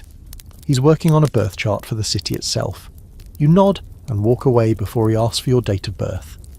Last time someone made you a chart, it said, "Beware of goats and inheritance disputes." Still figuring that one out. Despite all the drama, the cities pulse with life. You walk cobbled streets at dusk and hear music spilling from windows. You see silhouettes dancing behind silk curtains. You pass a tavern where someone is loudly reciting the opening lines of the Divine Comedy. Badly, but with heart. There's wine, oil lamps, fresh figs on a plate. And in that moment, it doesn't matter who's ruling the city, or who's feuding with whom. You're here, you're breathing, you're witnessing the slow rebirth of wonder, one beautifully competitive city at a time, and tomorrow you might head to Venice. Or maybe stay in Florence and paint a goose for money. Either way, the future feels alive. You don't mean to accuse anyone of being a witch, but the bread did explode. not dramatically. Just enough to make the oven door fly open and the chicken start screaming. The woman who baked it, Magda, who lives on the edge of the village and talks to trees when she thinks no one's listening, just shrugs and says the yeast was eager, but still. It's one of those moments where you lock eyes with a neighbour and silently ask, did that feel a little magical to you, or am I just hungry? The thing is, in a post-plague world, weird is everywhere. So much has happened that people have stopped pretending they understand how anything works, and when you don't understand something, you fill in the blanks. Usually with blame. That's when the witch talk starts. It's quiet at first, just whispers. A goat dies, a child runs a fever, a cow stops giving milk, and suddenly everyone's looking at the midwife's herb garden like it's a miniature hellmouth. You hear murmurs of unnatural knowledge, evil eye, and the ever-suspicious phrase, she doesn't go to church enough. Never mind that the church smells like mildew and disappointment. You hear the first serious accusation 2 towns over. A widow, known for her salves and late-night walks, is brought before the magistrate after someone claims her soup caused hallucinations. You've had her soup. It does taste a bit like regret and rosemary, but hardly demonic. Still, fear makes a good leash, and people are tightening the loop. What's wild is that witchcraft wasn't really the biggest deal before. Sure, people believed in curses and spells, but it wasn't an organised fear. It was more folklore, more bedtime story territory. But after the plague, suddenly people need reasons, tangible villains, someone to blame for the chaos they barely survived, because otherwise, they're forced to accept that death can just happen, and nobody wants that kind of freedom. Here's your quirky fact. In several places, people actually blamed the plague on witches long after it was over. They claimed that certain women, usually poor, unmarried, and just a little too self-reliant, had cast spells to poison wells or summon pestilence. Never mind that they drank from those same wells. Logic is rarely invited to these conversations, and the accusations don't follow rules. One woman is accused because her garden grew too well, another because she healed someone who wasn't supposed to recover. One poor soul gets dragged in for looking smug after a neighbour's roof collapsed. You'd think that after all this suffering people would be more compassionate. But no. Grief often masquerades as rage, and now it's got a new costume. You pass through a town holding its first witch trial. It's painfully theatrical. The accused is bound and brought to the square. A priest waves incense. Someone reads a list of crimes that include talking to a crow and knowing the weather too early. You stand in the back, nauseous. Not because of the accusations, but because people seem to enjoy it. There's a performance element. A chance to feel righteous in a world that still feels wrong. Here's the scholarly debate. Were witch hunts really about belief, or were they about control? Some argue they were tools for reinforcing social norms, especially against women who stepped out of line. Others think it was mass hysteria, trauma leaking out sideways through superstition. You've seen enough to know it's probably both. People are scared, angry, and desperate to be right about something. And the church, of course, begins formalising things. Manuals appear, inquisitors arrive, someone writes a guidebook on how to identify a witch, complete with questions like, have you danced naked beneath the moon? And, do cats follow you for no reason? By those standards, half your village is suspect, including you. That cat's been hanging around for weeks and you definitely danced near a pond once. It was hot and you were bored. In Germany, France, Switzerland, the fear spreads like smoke. Trials begin, then burnings, executions become public spectacles. You watch one from a hilltop far away and swear you can smell the ash. You try not to think about it, but it follows you, sticks in your clothes, lives in the back of your throat. But here's the part that truly rattles you. Most of the accused are just ordinary. Herbalists, widows, healers, midwives, people who offered comfort when the plague came, who mixed teas and whispered prayers and tried to stitch things back together. And now, they're the ones being punished. For surviving. For knowing things. You meet a woman named Aldegund, grey-haired and sharp-eyed. She helps you with a twisted ankle, then tells you to watch your step. They've started counting the women who read, she says, and they don't like it when we get too many. You ask if she's scared. She nods, but then she smiles and hands you a charm made of rowan and thread. Just in case, she says. You carry it in your pocket for weeks. Not everyone joins the hysteria. Some towns refuse to accuse. Others hide those who've been targeted. Quiet acts of rebellion. A village in Bohemia takes in 3 accused women and pretends not to know where they went. The local priest turns a blind eye. A merchant spreads a rumour that the Inquisitor has lice, just to buy them time. You don't forget that. Here's something fringe but fascinating. Some areas begin to associate witches not just with evil, but with ancient knowledge, pre-Christian, earth-based, feminine, a whisper of something older than cathedrals and confessionals. You find a book hidden in an apothecary's cellar, hand-copied, worn at the edges, full of symbols, herbal recipes and lunar calendars. You're not sure what it is, but you take notes. The world feels like it's tipping.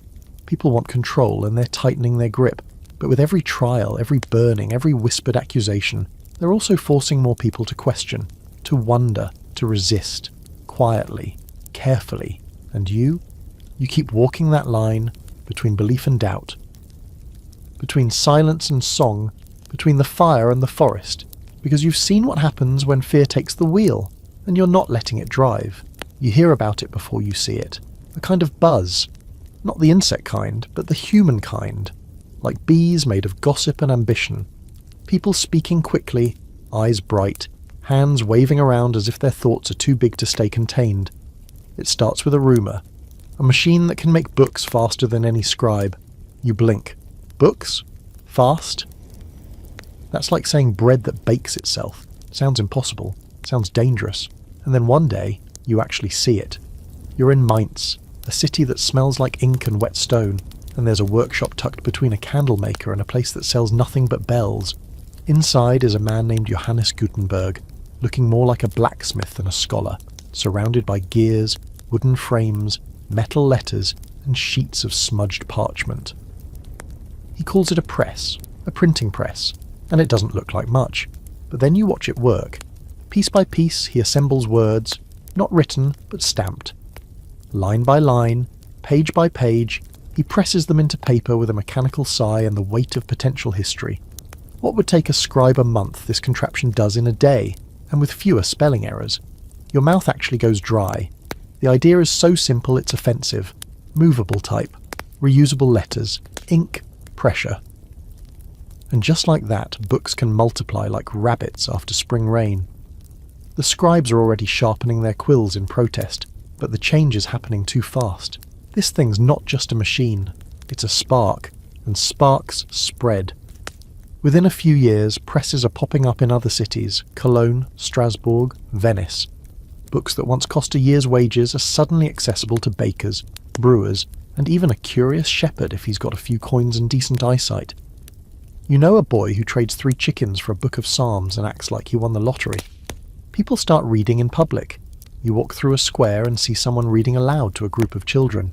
You stop at a tavern and the barkeep is flipping through a printed list of herbal remedies, squinting and muttering, "So that's how you spell comfrey?" Even the priest has a printed Bible now, and he keeps peeking at it like it might say something different than the one he memorized. It's not just Bibles, though. It's poetry, medical advice, astronomy charts, dirty jokes, fake miracle stories, recipes, political pamphlets, and letters from lovers pretending to be saints.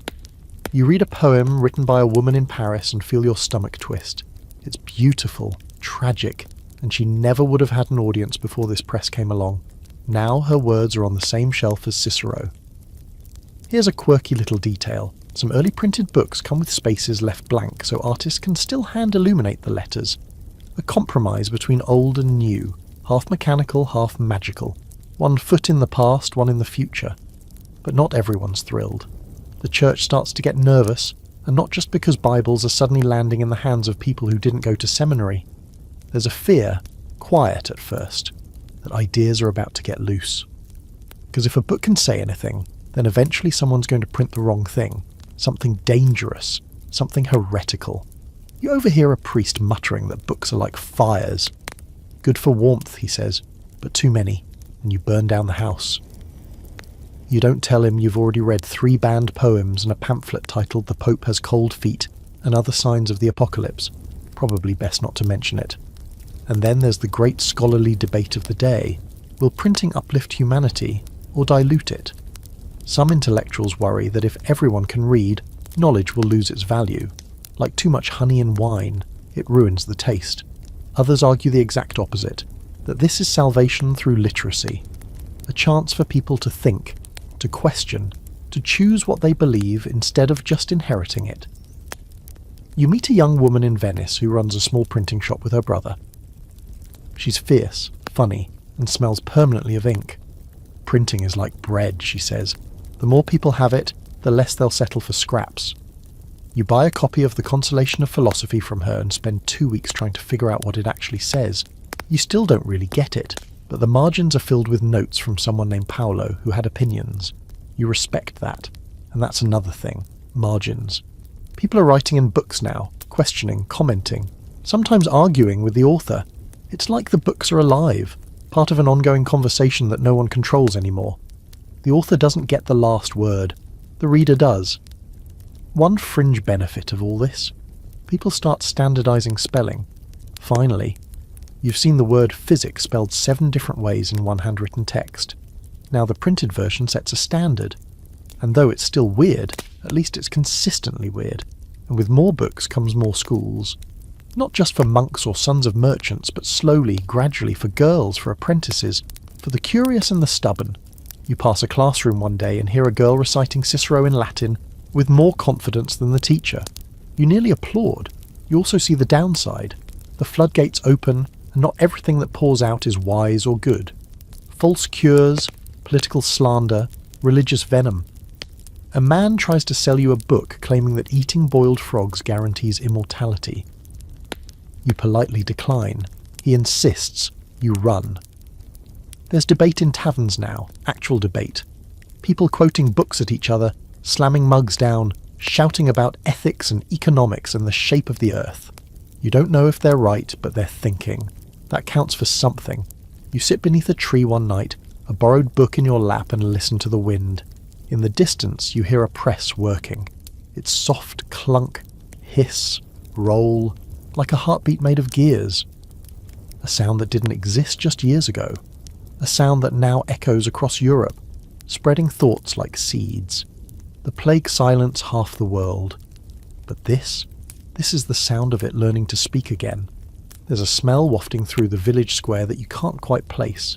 It's not manure, not smoke, not damp wood, not the usual suspects. It's warm, salty, and oddly pleasant. You follow it, nose first, until you reach a stall run by a man with flour on his sleeves and grease on his smile. He hands you a small pasty thing wrapped in linen and says, "It's new. It's food." You bite into it, cautiously. It's flaky, it's meaty, and for once in your life, it's not bland as boiled socks. You almost cry. Something's changed. You're eating better. You don't quite realize it at first. For so long, food was survival. Bread, onions, maybe cheese if you were lucky. Pottage, a sludge of whatever could be thrown into a pot and stirred until it no longer resembled anything recognizable, was your best friend. But after the Black Death, with so many fewer mouths to feed and so much more land left untended, the math shifted. It's not exactly a buffet, but for once people aren't starving. There's less competition for resources. More grazing land means more livestock. And not just the stringy, sad goats of yesteryear. Real cattle, pigs, even some poultry that doesn't resemble feathered skeletons. You try your first roast chicken that isn't just bone and regret, and it tastes like a miracle. And wheat. Oh, glorious wheat. With fewer labourers needed to farm for the elite, more people get access to higher quality grain. That means better bread. Not the dense, sour kind that chips your tooth and haunts your dreams, but bread that rises, bread that fluffs, bread that smells like something you might follow into a forest. And butter. People are putting butter on things now. You find yourself eating meals that come with actual flavour. Herbs, spices. You once heard about cinnamon in a story and thought it was a myth. Now someone's sprinkling it into wine and calling it restorative. It burns your nose a little, but you keep drinking. Quirky historical fact for you. In some regions, people begin experimenting with what are essentially the first cookbooks. Manuscripts filled with recipes for dishes with names like pigeon in almond sauce and sweetened parsnip surprise. The measurements are wild, mostly handfuls and vague approximations like until it seems done, but the intent is there. Cooking isn't just necessity anymore, it's art. a social signal, an excuse to show off. You visit a town where the mayor throws a feast to celebrate the reopening of a bridge. There's music, torches, trays of food, some of it still unidentifiable though, but it's served on clean wooden boards, and someone thought to pair it with dried fruit. You eat until your belt protests, then lie in the grass watching the stars, wondering how something so basic, eating, can feel like a gift. With better food comes better health, oddly enough. Not that germs have gone anywhere, they haven't, trust me, but stronger bodies mean more resilience. Fewer children are dying young. More old people are hobbling around with suspiciously good posture. You meet a man who's 90 and still shoes chickens like it's a sport. Of course, not everything's perfectly nutritious. Sugar is starting to make more of an appearance, especially in wealthy households. You try candied almonds for the first time and understand instantly why someone would go to war over trade routes. They crunch, they melt, they whisper secrets to your soul. You consider selling your boots for a second helping. There's still plenty of inequality, don't get me wrong. Not everyone's eating swan with saffron or eel pie with a side of spiced pear. But the general diet of the common folk is improving. Slowly, unevenly, but undeniably. Less desperation, more balance. Beans and grains are still staples, but now they come with a little salt, maybe even a hint of garlic, and people are starting to think about food differently. You hear conversations in the marketplace that aren't just, "Can we eat this?" but "How should we prepare it?" Recipes are exchanged like gossip. "Boil the cabbage first," someone whispers, "then fry it. Trust me." You do. It's amazing. Here's the scholarly debate of the moment. Did the plague directly improve peasant diets due to land redistribution and labour shortages? Or was this just a coincidence born from overlapping trends in agriculture and trade? Some say better wages meant better food. Others argue that fewer mouths meant less pressure on production. Either way, you're chewing on meat more often now, and that's all you really care about. A fun fringe food fact? In some places, beer becomes safer than water. With so much water contamination, thanks medieval sewer systems, people start drinking small beer, mild, low-alcohol brews, even at breakfast. Kids drink it, monks drink it. You drink it and call it hydration. Cheers! With all this culinary enthusiasm bubbling up, public feasts become more common, not just for weddings or saints' days, but as community events. "We made it through the sickness," one village elder says, raising a toast. "Now let's live a little." Someone throws a loaf of bread in the air, it's caught, there's cheering. You're given a plum and don't question it. You help cook at one of these gatherings once. It's chaos. Smoke in your eyes, people shouting for more salt. Someone burns the porridge and claims it was intentional, but by sunset the long tables are full and so are the bellies. There's laughter, music. Someone starts dancing with a ladle. It's hard to describe the feeling. You're not rich, you're not powerful, but you're full. Full in a way your grandparents probably never were. Full in a way that makes your limbs feel heavy and your heart light. You sit with your back against a tree, hands sticky with honey, and think, this, right here, this is survival turned into celebration. You remember the days when you ate whatever was left, if anything was left at all. When winter meant root vegetables, thin broth, and hope. But now you see gardens blooming where weeds once ruled, markets bustling with choice, bread, cheese, greens, even a few foreign things you can't name. And you're learning to savour, slow bites, warm meals, shared plates, because after so much death, even the act of eating together feels revolutionary. You never thought you'd care about sleeves, or fabric, or whether your cloak was cut from last season's pattern.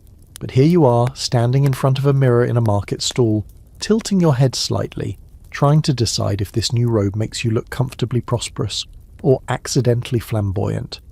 And the terrifying part? You actually care. Post-plague Europe is dressing up. It starts subtly. Tunics that hang a little better, cloaks dyed just a shade deeper. But then it spreads. Clothing becomes more than just a way to avoid freezing or horrifying the neighbours. It's identity. It's status. It's the early version of Instagram, but with more velvet and fewer hashtags. You remember what people used to wear? Plain wool, maybe brown, maybe darker brown. If someone was really fancy, they wore black. But now, things are getting theatrical. Bright blues, rich greens, patterns that look like they were designed during a fever dream.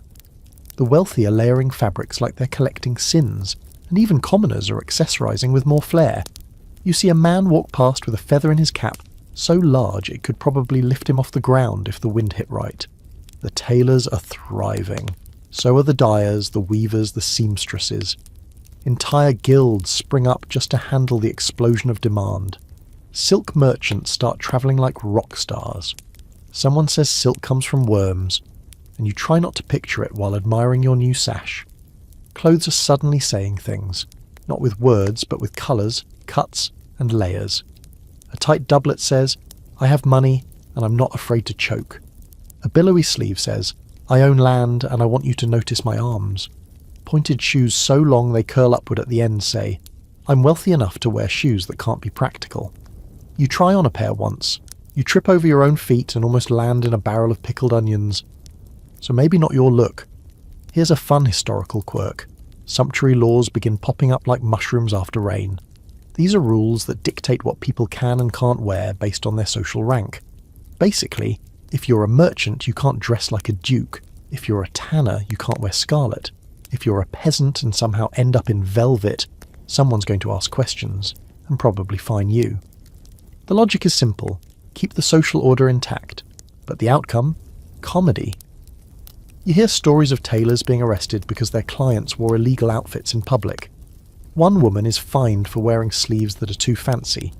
You meet a farmer's son who got questioned for his boots, hand-me-downs from a dead-night cousin. He tells you this while polishing the boots, beaming with pride. "Worth it," he says. People start finding loopholes. You dye your tunic almost scarlet. You wear linen with just enough shimmer to pass for silk in moonlight. You shorten your hem slightly. Not enough to be scandalous, just enough to suggest confidence. It's a game, and everyone's playing, and fashion doesn't stop at cloth. Hair becomes a battlefield. Men grow it long, short, curled, oiled, or with little caps that sit like judgmental birds on their scalps. Women's hairstyles get taller, wider, and more sculpted. You meet a woman whose hair is braided so tightly it looks like basket weaving. She can't turn her head fully, but she looks incredible. Accessories explode too, brooches, girdles. Belts with metalwork so detailed you stare at them longer than is probably polite. Pouches dangle from waists like miniature purses. Gloves become a flirtation tactic. You drop one in a tavern and someone picks it up like you've just proposed marriage. You do not marry them. One fringe detail that catches your attention. In some cities, fashion is directly tied to morality. Clergy start preaching against vanity and lustful dress. They rant about plunging necklines and doublet padding like it's the root cause of societal collapse. You listen to one sermon where the priest accuses fur-lined cloaks of inviting sin. Half the congregation is wearing fur-lined cloaks. No one moves. And of course, fashion has its politics. Nobles use it to assert dominance. Merchants use it to pretend they're nobles. Young people use it to annoy their elders. Widows use it to remind you they've survived. Clothing becomes armour, art, and rebellion, all stitched together with thread and ambition. The scholarly debate. Did the rise of post-plague fashion mark the birth of modern consumer culture? Some argue yes. As people gained wealth and mobility, they started spending not just on survival, but on style. Others say it was just a phase, traumatised populations playing dress-up to reclaim joy. You're not sure. But when you put on a well-fitted coat and catch your reflection in a bucket of rainwater, you do feel better. One afternoon, you help a friend sew their first new tunic in years. It's just wool, rough and plain, but when they put it on, they stand straighter. You see it in their face, the quiet pride, the sense of reclaiming something, dignity, presence, a self not defined by plague or poverty, but by choice. That night, you sit by a fire wearing your own freshly washed cloak, slightly too long and definitely too warm. It smells of smoke and rosemary. You listen to the chatter around you, laughter, teasing, one man boasting about his new leather boots like he just invented footwear, and you realise something. People are visible again. For so long everyone tried to disappear, to avoid the eye of death, to stay beneath notice, to survive by blending in. But now people want to be seen. And maybe that's the most fashionable choice of all. You walk past a castle one morning and notice something strange. No guards at the gate, no horses in the stable, the drawbridge is down, unattended, and the moat looks more like a stagnant ditch than a defensive barrier. You pause, squint at the high stone walls and realise the truth. The place isn't abandoned, but it is obsolete. Turns out castles are going out of style. It happens slowly, like all revolutions do. 1 minute they're the symbol of wealth, power, and you can't get in here unless I say so. The next, they're just very large, very cold stone houses that do a terrible job against gunpowder. Yes, gunpowder. That spicy black dust originally used for fireworks in China finally makes its way west and starts showing up in more aggressive settings. Cannons at first seem like novelty items, loud, expensive, mostly terrifying to the people using them. But then someone aims one at a castle wall and watches it crack. Not dent, not chip, crack. And suddenly, everyone's asking the same question. Wait, does this mean we're not safe anymore? Spoiler. Yes, it does. You watch the shift unfold over years. The traditional feudal fortress, high towers, narrow slits for archers, romantic ivy, becomes more of a liability than a defence. They weren't built to withstand constant concussive force. And once a few nobles see their beloved keeps reduced to rubble in under an hour, the architectural mood changes drastically. Enter the Fortress 2.0, lower walls, thicker bastions, angles designed to deflect cannonballs instead of inviting archers. Moats are still a thing, because mud is timeless, but now it's all about geometric design. Star forts, they'll call them eventually. Right now, they just look like angry hedgehogs carved into the countryside. You find work once on a construction crew helping to reinforce a town's walls with new outer earthen banks. It's back-breaking, muddy work. One man swears the whole time. Another mutters prayers, but they're building not for prestige, but for survival. The gun doesn't care how noble your blood is, one of them says, hammering a spike into place. It just knocks you down. And it's not just castles that change. War itself is shifting. You remember when battles were mostly sword and shield affairs? Loud, chaotic, personal. Knights in shiny armour yelling things like "Hold the line" or "For the realm." It all felt theatrical, like someone should be composing background lute music. But now soldiers carry long weapons that spit fire and smoke. They reload awkwardly, squint down barrels, and wipe black powder from their eyes. It's clumsy and loud, but it's effective, and it doesn't care whether you're wearing chainmail or just hoping for the best. Armour starts disappearing too. First it gets thinner, then, in some places, it vanishes entirely. Why spend a fortune on a polished breastplate when a bullet goes through it anyway? One knight you meet, older, bitter, smelling vaguely of leather and wine, mourns the change. Used to be a man earned respect with a blade, he says. Now any farm boy with a musket can drop a noble. You nod politely and move on before he starts singing about the good old days. Here's a quirky historical shift. As castles become less useful militarily, some get turned into houses. Big, drafty, uncomfortable homes, but homes nonetheless. Tapestries go up to hide the cracks. Fancy fireplaces replace arrow slits. Someone even puts glass in the windows. You visit one once. It's like living inside a slightly haunted museum, but the wine is good. Meanwhile, cities are taking centre stage. You notice more stone walls around towns, more organised militias, more magistrates barking orders at anyone with a sharpened stick. Power is shifting from the rural lords to the urban councils, and you can feel the anxiety in the noble circles. They hold dances and feasts and try to pretend nothing's changing. But they know. Everyone knows. There's a scholarly debate making the rounds. Was gunpowder the real death of chivalry? Some say yes, that when combat became less personal, so did the ideals around honour and bravery. Others argue that chivalry was already a dying flower, too expensive and too impractical for the gritty realities of plague-ridden Europe.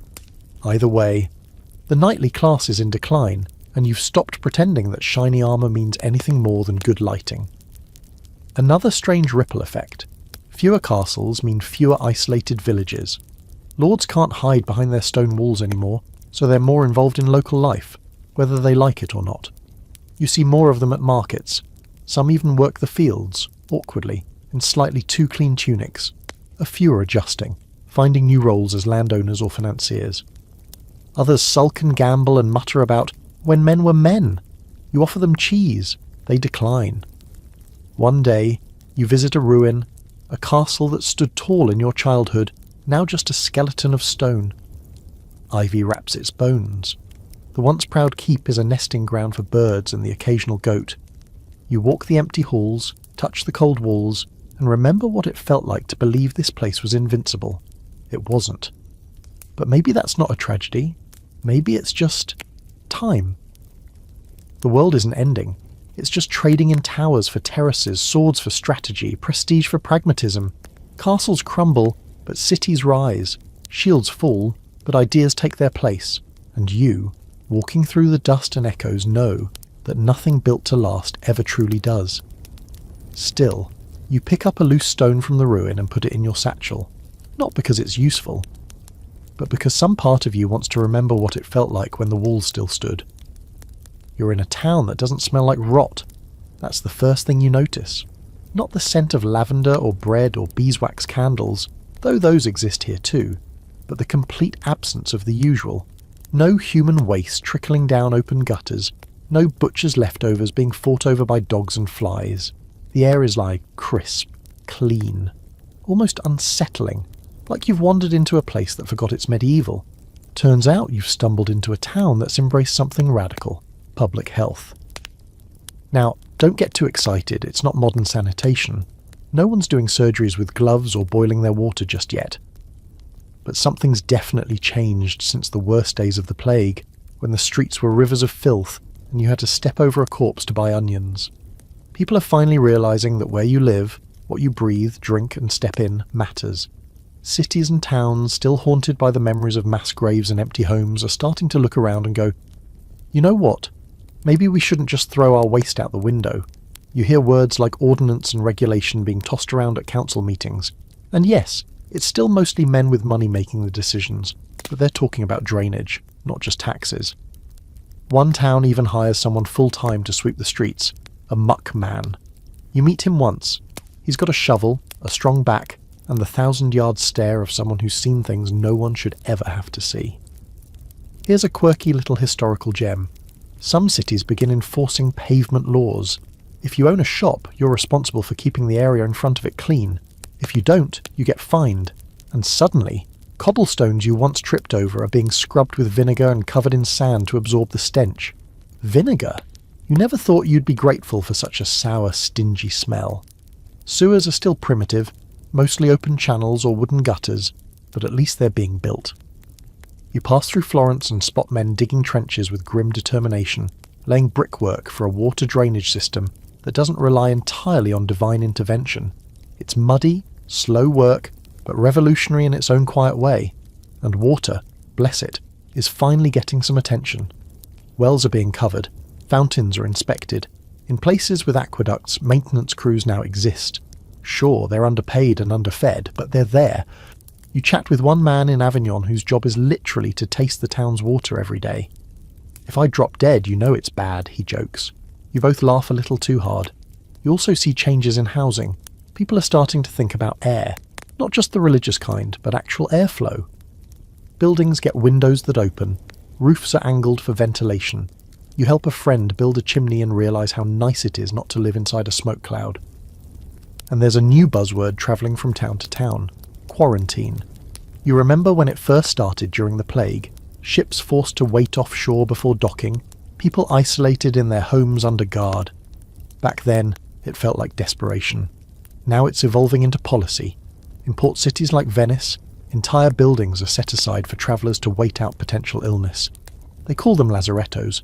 You walk past one on the edge of the water, a large, low structure with barred windows and a smell like disinfected linen, and realise it's one of the first attempts to separate the sick from the healthy on purpose. It's not perfect. There are still outbreaks, still suffering. But at least now there's an effort. You no longer have to whisper about the air being bad. Officials are saying it out loud, scribes are recording it, and more importantly, people are doing something about it. Scholarly debate time. Did the plague invent public health, or just accelerate what was already starting? Some argue that urban hygiene was a natural response to growing populations. Others believe it took a world-breaking pandemic to force cities into action. You listen to both sides while washing your hands with rosemary-infused water from a communal basin and think, either way, I'm not complaining. And here's a fringe fact you'll love. In some towns, cleanliness becomes fashionable. Nobles start installing indoor privies, bathhouses. Once suspect dens of sin and syphilis become symbols of sophistication again. You visit one where you're scrubbed down with goat's milk soap and offered a pear afterward. It's all very civilised until the hot steam makes someone faint and you have to help them out by the armpits. Of course, not everyone's on board. Some cling to the idea that illness is God's punishment, and washing too often might offend the heavens.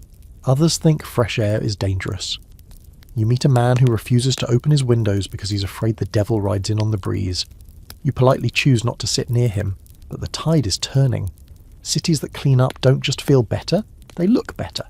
People are less sick, markets stay open longer, and the rats seem slightly less aggressive. You even spot a town with designated trash days. They ring a bell. People bring out their waste. It's collected and dumped outside the walls, not perfect, but progress. You find yourself breathing deeper in these places, sleeping better, smelling fewer horrifying things. It's amazing what you start to appreciate when your nose isn't constantly under attack. One evening, as you walk back from the bathhouse wrapped in a freshly laundered tunic, you pass a child splashing in a shallow fountain. Clean water flows from a carved lion's mouth, and for a moment, everything feels simple. Possible. The world is still messy, still fragile. But now there are hands, hundreds, thousands, scrubbing, digging, mending and reshaping it, quietly, steadily, like hope with a mop. You're woken up before dawn by shouting. Not the kind that signals fire or attack, but the angry, rhythmic sort. Dozens of voices rising together in a rough chorus of complaint. You rub the sleep from your eyes and peek out the window of your room above the inn.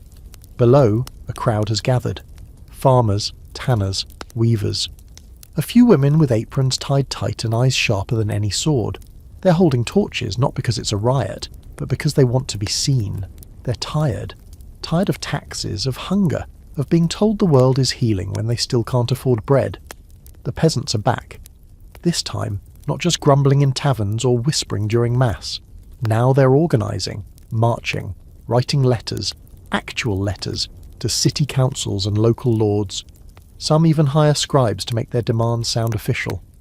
We request fair wages, one letter reads. We demand land that's not cursed with stones and promises. It's happening all over the place again, and you've seen it before. Peasants revolt here, jacquerie there, but something about this time feels different. It's less explosive, more coordinated. People have learned from the last uprisings.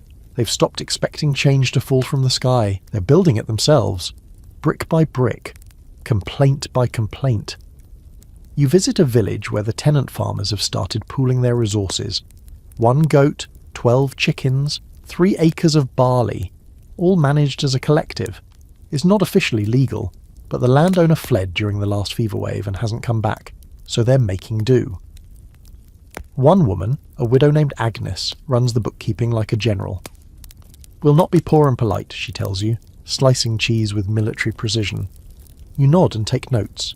Here's something strange. The nobility, once untouchable and aloof, are starting to notice. Some are genuinely alarmed. Others, wiser ones, start making deals. A few lower rents, offer longer contracts, even agree to let peasants buy their freedom outright. You meet one young baron who says he'd rather lose a bit of land than his life. He raises sheep now, drinks less wine, looks almost reasonable, but not everyone adapts. There are still lords trying to drag the past into the present, clinging to titles like their shields. One forces his peasants to build him a new granary after a mild storm. They leave it half-finished and walk away. He threatens them with armed men. They respond by blocking the road and refusing to move. That's how it begins. Quiet disobedience. No riots, no fires, just refusal. People stop showing up to work, stop delivering grain, stop bowing. And when someone does get arrested, the others gather at the jail with baskets of bread and sermons of solidarity. Not with pitchforks, at least not yet, but with stubborn, organised presence. And that's almost scarier. You sit in on one of their meetings, just a quiet evening gathering in a barn lit by lanterns and smelling faintly of hay and ambition. They pass around a jug of cider and talk about debts, wages, grazing rights. One man suggests writing to the bishop. A younger woman suggests writing to the king. Everyone laughs, but the laughter sounds more like possibility than mockery. Here's your scholarly debate. Was this post-plague unrest a genuine class awakening, or just scattered desperation? Some argue that these were early seeds of revolution, proto-democracy sprouting from cow dung and barley stew. Others say it was just survival in a system too broken to function. You sip the cider and think, maybe both. And here's a quirky little fact for flavour.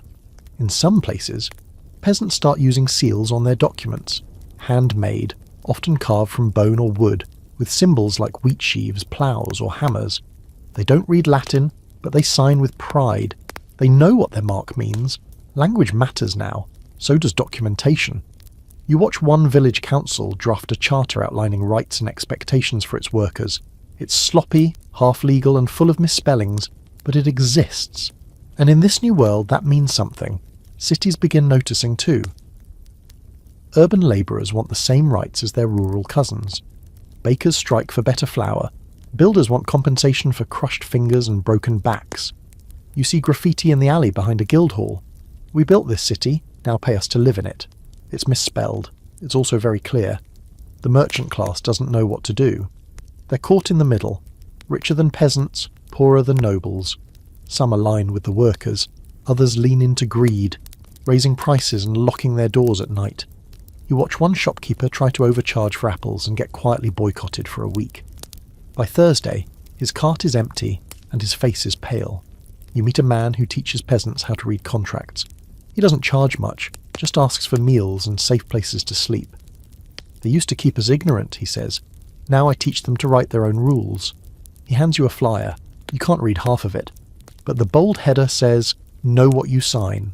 And religion surprisingly starts to bend.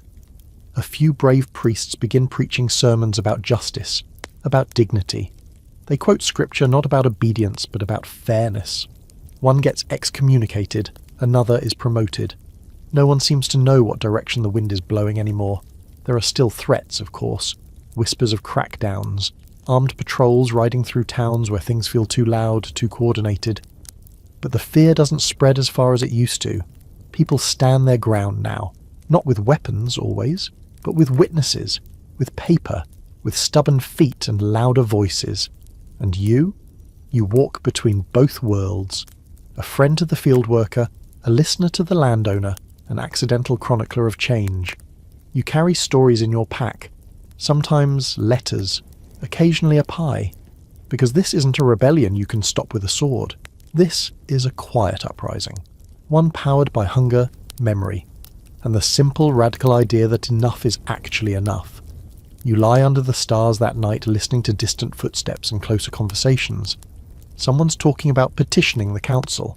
Someone else is teaching their daughter how to count coins, and you realise the world isn't waiting for permission to change.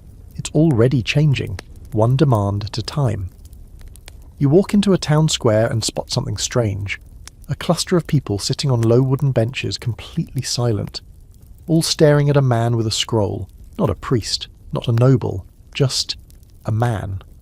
Hair a little wild, robes slightly wrinkled, and a voice that carries like he's trying to speak to the sky. He's reading Latin, badly, but with confidence. And what's wild is that people are listening.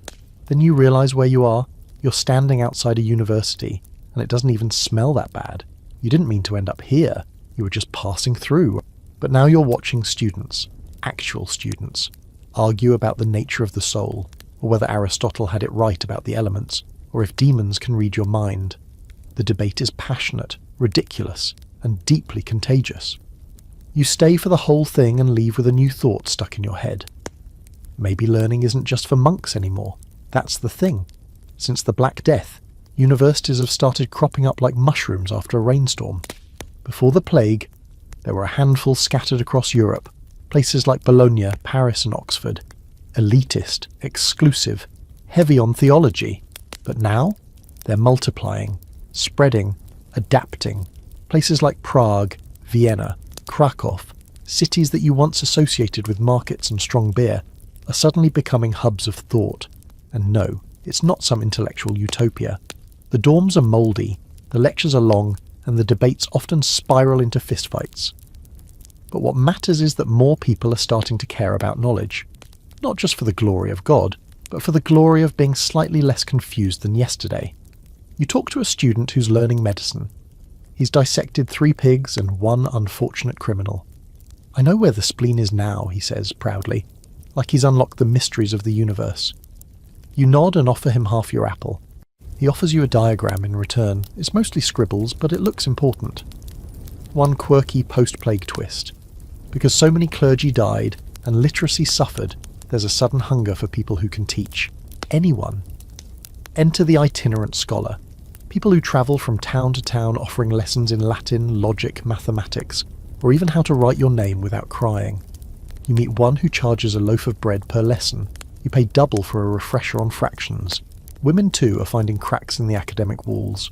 Still mostly barred from formal universities, but not from learning altogether. You meet a woman in Ghent who teaches astronomy to local merchants so they can chart sea routes more accurately. She has star maps pinned to her ceiling and a telescope that looks suspiciously like a wine jug with holes punched in it.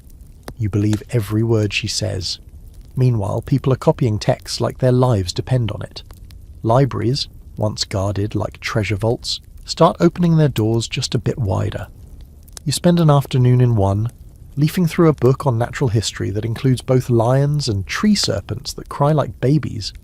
Sure, it's not all accurate, but you can feel the curiosity in the ink. And don't even get started on the printing press. It's now flooding universities with more text than they know what to do with. You see a cart arrive full of pamphlets on legal theory, Aristotle, hygiene tips, and one particularly steamy love poem someone clearly slipped in for fun. The librarian looks overwhelmed but pleased. Here's your scholarly debate for the night. Did the rise of post-plague universities signal the beginning of secular knowledge in Europe, or was it still just theology with better furniture? Some argue that the intellectual shift was already underway, nudged by contact with the Islamic world and ancient texts. Others say the plague shook the foundations of certainty so hard, people had to start rebuilding with fresh questions. You? You think it's both. Fear broke the world. Now knowledge is trying to tape it back together. You sit in on a logic class where 2 students argue whether a cat can be both alive and dead in a box. "What's a box?" someone asks. "What's a cat?" says another. The professor throws up his hands and tells them to write a paper. You don't know what a paper is either, but it sounds exhausting. Still, there's something addictive about all this thinking. People aren't just repeating what they were told anymore. They're testing it, poking at it, trying to make sense of a world that clearly doesn't follow the old rules. One night, you share a fire with 3 students, one studying law, one medicine, and one something they describe only as truth-seeking. They argue late into the night about whether justice is a natural law or a human invention. You mostly listen, chewing dried figs and wondering how many other conversations like this are echoing across Europe right now. And the truth is, they're everywhere. In churches, in libraries, in taverns, in barns lit by candles where someone's reading a borrowed book to a circle of listeners who don't care about parchment or prestige. They just want to understand something new. The universities are still far from perfect. They're not open to everyone. They're still tangled in class, gender, and the stubborn grip of tradition. But they're cracking open. And you? You leave that town carrying a scroll you can't quite read, but you're determined to learn how. Because something inside you has shifted. Not just hunger for food, not just fear of death, but the need to know, and maybe, someday, to teach. You're following a cart along a dirt road. Not because you're particularly interested in its destination, but because the back of it is playing music. Not intentionally. It's the way the wooden wheels clunk over uneven stones, creating a sort of thump-thump rhythm that blends with birdsong and the low hum of chatter ahead. The cart belongs to a family, or maybe a group of families migrating together, their belongings strapped down under tarps and blankets. Chickens squawk softly from under a basket. A child walks barefoot alongside, singing a song you don't recognise. You realise something big is happening again. People are on the move. The plague didn't just kill bodies, it uprooted communities. Entire villages disappeared, families shattered, land left empty, jobs undone. But now, in the long, strange wake of that loss, people are shifting like waves, leaving old places behind, trying to find or make something new. Migration isn't chaotic anymore. It's strategic. People weigh options, ask around. Is there work in Ghent? What's the harvest like in Burgundy? Are there fewer rats in Lübeck? The answers aren't always reliable, but they spread, passed from traveller to traveller, forming a kind of whispered map of opportunity. You meet a mason who's moved 4 times in as many years. He says he doesn't even unpack anymore, just keeps his tools tied up in cloth so he can leave quickly if a better offer comes. The stone doesn't care where I cut it, he tells you. Why should I? There's a quiet reshaping of Europe happening beneath your feet. Not by kings or councils, but by tailors, blacksmiths, widows, shepherds. They move not because of war exile, but because they can, and because for once someone needs them more than they need the land. It's not just individuals moving, whole communities relocate. You walk through one village abandoned by disease and see it slowly being claimed by newcomers. The old church is patched with fresh stone. The fields, once overgrown, now bear tidy rows of barley. The graveyard, though untouched, has new flowers laid beside old markers. These aren't ghosts repopulating the town, they're survivors, rebuilding it. Here's a quirky fact you stumble across in a port town. Entire trades are migrating. Textile workers from Flanders move south. Glassblowers from Venice turn up in small inland towns. Swordsmiths follow noble families across borders. It's like Europe's skill sets are being shuffled in a giant deck of cards. Some cities flourish from the influx, others flinch. Local councils try to manage the shift. Some welcome newcomers with open arms, offering land, tools, even tax exemptions. Settle here, they promise, and we won't bother you for 5 years. Others slam the gates shut. Strangers bring trouble, they mutter, and probably more fleas. But the gates don't stay shut for long. If one town refuses to grow, the one next door scoops up the labour, the ideas, the trade. You pass through a border region where the dialect is a soup of 4 languages, and the baker sells bread shaped like a Turkish knot, filled with Polish cheese made by a woman from northern Italy. It's delicious. You buy 3. A fringe development. Some towns begin issuing migration papers, basic records of where someone came from, what trade they practice, and whether they left their old town in good standing. It's the closest thing to a resume you've ever seen, and suddenly everyone wants one. You meet a man who fakes his, claiming he was once a scribe for a bishop.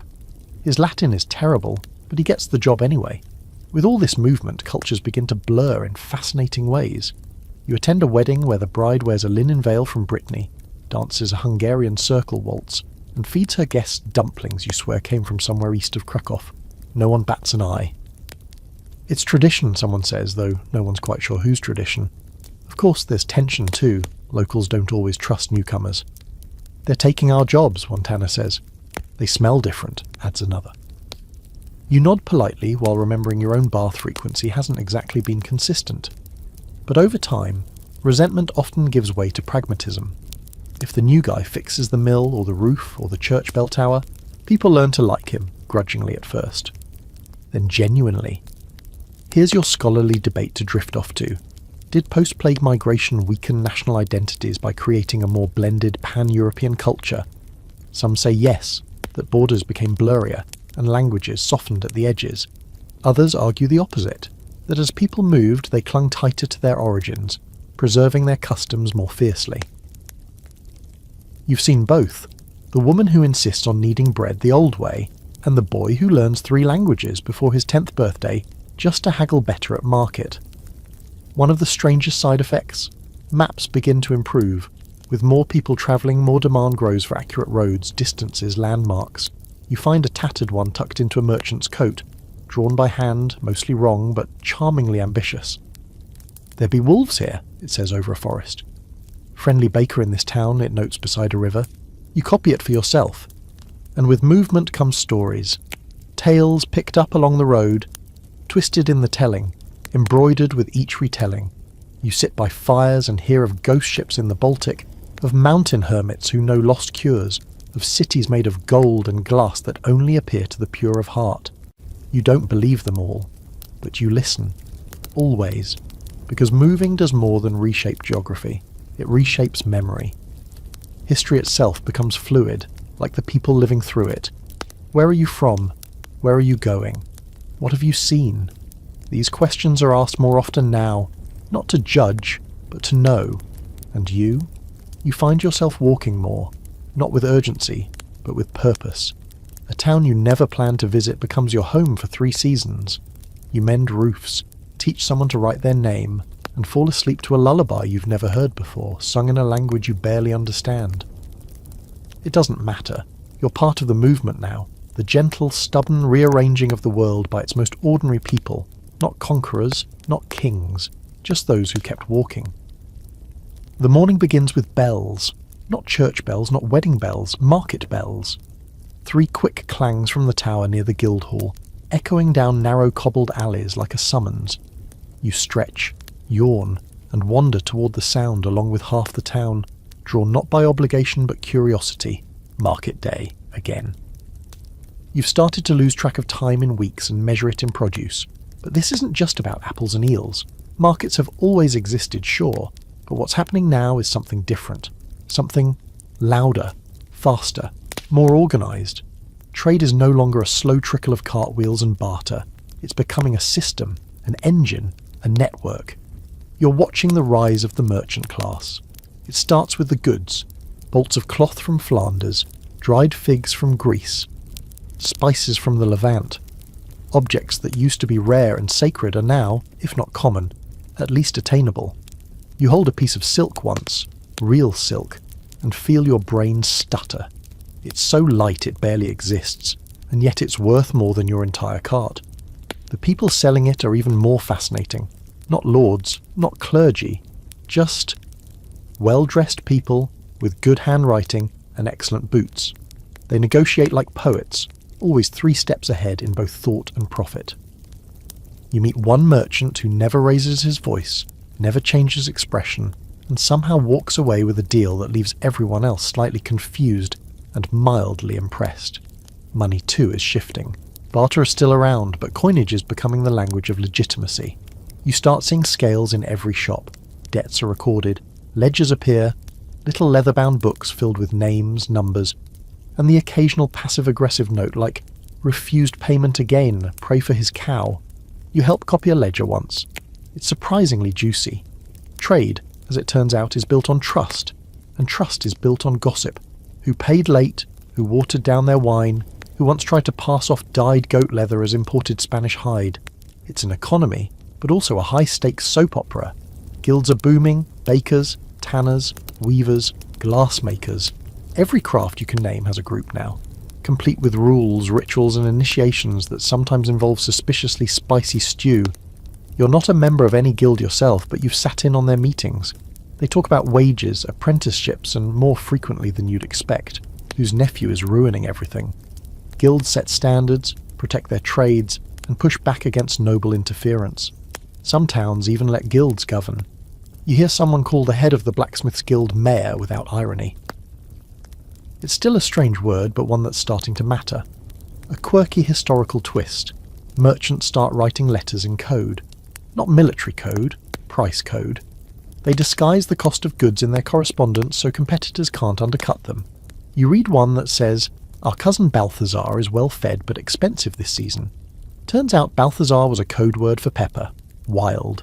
Trade routes expand by land, sea, river, and sheer stubbornness. You travel for a time with a spice caravan and watch as they negotiate tolls at city gates like it's a chess match. In one port you see cranes lifting crates off ships with terrifying precision.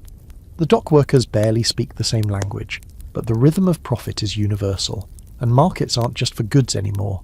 Ideas move with the same speed. You watch a printer sell books beside a fishmonger. You see a pamphlet arguing that merchants do more for society than kings. "We feed you," it reads, "and we charge less." It's bold. You buy a copy. Here's your scholarly debate. Is the rise of the merchant class the true start of capitalism, or just a more sophisticated form of medieval barter? Some say capitalism is born here, in the shift from feudal dues to contract work, the emergence of credit, the abstraction of value into paper. Others argue that true capitalism doesn't appear until industry. You lean toward the former, mostly because you've seen a merchant haggle over debt interest rates like he invented finance. And of course, wherever there's money, there are banks. You visit a city where the Medici family runs a building that looks like a cathedral, but smells like old paper and ambition. No gold lying around, just tall desks, whispering scribes, and a sense of being watched. A banker there explains interest to you using 3 pebbles and a metaphor about goats. You don't entirely understand it, but it feels important. Money lending is still a risky business, both socially and spiritually. The church frowns on charging interest, calling it usury. But the rules get flexible when everyone needs a loan. You see clerics with merchant debts and merchants sponsoring church repairs. It's a relationship built on carefully ignored hypocrisy. Not everyone loves this new system. Nobles are nervous. Peasants are suspicious. They don't make anything, one farmer grumbles. They just move things. But even he can't deny that when his plough breaks, it's a merchant who finds him a replacement. Fast. Here's a fringe but real post-plague effect. With so many gaps left in society, some merchants rise very high. You meet one who started as a fishmonger's apprentice and now funds entire civic projects. He owns a house with glass windows, employs scribes, and claims he once lent a prince enough money to buy his horse back. You're not sure if it's true, doesn't matter. People believe him. Markets become hubs of social life, not just places to buy cabbage, but to hear news, argue about politics, flirt poorly, or pick up a song from a wandering lute player. One day, you witness a puppet show mocking local tax collectors. Half the crowd is laughing, the other half is tax collectors. They're not amused. And the cities, they're growing, swelling, pulled upward by merchant wealth, not noble command. Houses with more than one floor, stone buildings, public fountains. One city even builds a town hall with a clock on it. A clock. Time itself is becoming something to manage, not just endure. You walk through a market square at dusk, the stalls half empty, the torches flickering on. Children chase each other between barrels. A merchant counts coins. A baker hums as she closes shop. You smell roasted onions, cinnamon, the faint sharpness of iron from the farrier's booth. And you realise, this isn't just commerce. It's the heartbeat of a new world. Steady. Complicated. Relentless. You sit in a candlelit room, hunched over a desk that wobbles slightly every time you shift your weight. Outside, it's raining softly, the kind of rain that makes you grateful for walls. Inside, the air smells of melted wax and damp wool, but the thing that holds your attention is in front of you. A page. A single sheet of heavy paper, cream-coloured and slightly warped, covered in words so precise they might have been carved instead of written. And the thing is, you can read it. You're not fluent, not elegant, but enough to trace a sentence with your finger and whisper it under your breath. Enough to make sense of signs, of thoughts that once lived only in other people's mouths, and that somehow feels like a kind of magic. You're living through the literacy boom, and while it might not make for a very flashy revolution, it's quietly rewriting the world. Once upon a time, like 50 years ago, reading was a luxury, reserved for monks, nobles, and that one merchant's kid who had a suspicious amount of free time. Now, it's spreading, like yeast in warm dough. Slow, invisible, but powerful. The reasons are many. Printing presses, sure, but also necessity. The post-plague world demands communication. Contracts, bills of sale, inventories, prayers, petitions, love letters, apologies. Every written word is a kind of bridge. Between people, between places, between power and the powerless. You meet a weaver's daughter who learned to read by watching her brother practice Latin verbs. Now she reads psalms aloud to neighbours who bring her bread as thanks. You meet a baker who keeps a recipe book filled with careful notes, stars for good batches, and angry faces next to the disasters. You copy one of his sourdough methods and promptly fail to replicate it. And it's not just the elite texts anymore. Sure, the scholars still debate Cicero and quote Thomas Aquinas like they're ordering lunch. But more and more, you see vernacular writing. Local languages. German, English, French, Dutch. Words that sound like the streets they're spoken on. Words that feel like they belong to everyone. A quirky development you come across. People start writing marginalia. Tiny scribbled thoughts in the corners of books. Some are notes, some are jokes, some are insults aimed at the author. You find one that simply says, "This chapter is nonsense, but the drawing of the goat is nice." The drawing is nice, and the art of reading becomes social. People gather to listen to text read aloud. especially when only one person in the room can actually read. You watch a crowd hang on every word of a romantic story about two doomed lovers from Spain. Half the listeners are weeping by the end. One just says, "Should have married the shepherd." The church, ever the anxious parent, sees both opportunity and danger. On one hand, literacy means more people reading the Bible. On the other hand, it means more people interpreting the Bible, differently, loudly, sometimes in direct contradiction of doctrine, which brings us to your scholarly debate. Is rising literacy liberating society or destabilizing it? Some say it's the key to empowerment, that once a person can read, they're harder to fool, harder to control. Others argue it invites chaos, that too many voices spoil the harmony of tradition. You sit in on a heated discussion between two friars, one quoting Augustine, the other quoting a peasant woman who read a book once and decided the saints were overrated. You quietly eat your apple and say nothing. Another fringe effect of this reading craze? The emergence of personal journals. Not the grand diaries of kings, but small, humble notebooks filled with weather reports, dreams, petty complaints, and long lists of things one hopes to accomplish before death. You read one that says, 1. Buy shoes that don't squeak. 2. Learn to flirt better. 3. Avoid Bernard. You do not ask who Bernard is. Books become status symbols, not just for their content, but for having them. Even a small shelf of books, especially in the local tongue, is a source of pride. You visit a house where the books are displayed more prominently than the fireplace. They're a little mouldy, still beautiful. And the stories themselves, they're multiplying. Folktales once passed mouth to mouth are now preserved on paper. You read one about a talking cat who tricks a queen into marrying a fisherman. It makes no sense. You love it anyway. You also start seeing instructional texts, manuals, guides. How to keep bees. How to dye cloth without poisoning your neighbours. How to write a letter that doesn't sound desperate. They're clunky and full of opinions, but useful. You once relied on gut instinct to fix a broken wagon wheel. Now there's a diagram, and 3 different methods depending on wood type. You meet a wandering scribe who teaches writing in exchange for meals. He shows you how to hold a quill without stabbing yourself and how to form a passable lowercase g. You ask how many people he's taught. He shrugs. I stopped counting after I taught a dog's name. The dog, by the way, is very proud. Still, access isn't equal. Many can't afford books. Many can't read at all.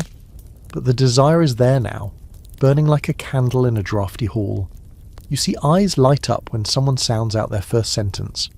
You watch a grown man write his name for the first time and stare at it like it just proposed marriage. And that's the thing. Literacy doesn't just open books. It opens minds, changes how people think, how they see the world. Suddenly, thoughts can last longer than breath, travel farther than footsteps. You copy a poem onto a scrap of parchment and leave it on a bench. A week later, you find someone else has added a line beneath it. You don't know who, you don't care, because the page lives on, and so, in a quiet way, do you. You're wandering through a village one grey morning, fog clinging to your boots and breath curling like incense from your nose, when you hear something that makes you stop. Not a scream, not a sermon. It's a question, soft, hesitant, but electric. But what if they're wrong? You follow the voice to a group of people gathered under a chestnut tree. Not many, 6 or 7, dressed plainly. One's holding a book, another clutches a worn rosary. They aren't shouting, they're wondering, and in this world, still stained by plague, still stitched together with habit and hierarchy, wondering out loud is borderline revolutionary. Welcome to the spiritual storm no one quite saw coming. See, before the plague, religion was a monolith, one church, one doctrine, one structure that explained everything, from fleas to famine to your uncle's strange tendency to sing at funerals. It comforted, it warned, it punished. It was the air you breathed. But then half the world died, and prayers for many went unanswered. Now people are starting to ask questions, not all at once, and not all loudly. But the doubt is there, creeping under the doors of chapels, clinging to the hems of priests' robes. And while some cling harder to the old beliefs, crossing themselves twice as often, weeping at relics, giving up meat for 3 extra days a week, others start shifting. You meet a man who claims he talks to God directly. No priests involved, just him, the stars and the psalms. He has eyes like cracked glass and smells vaguely of mint.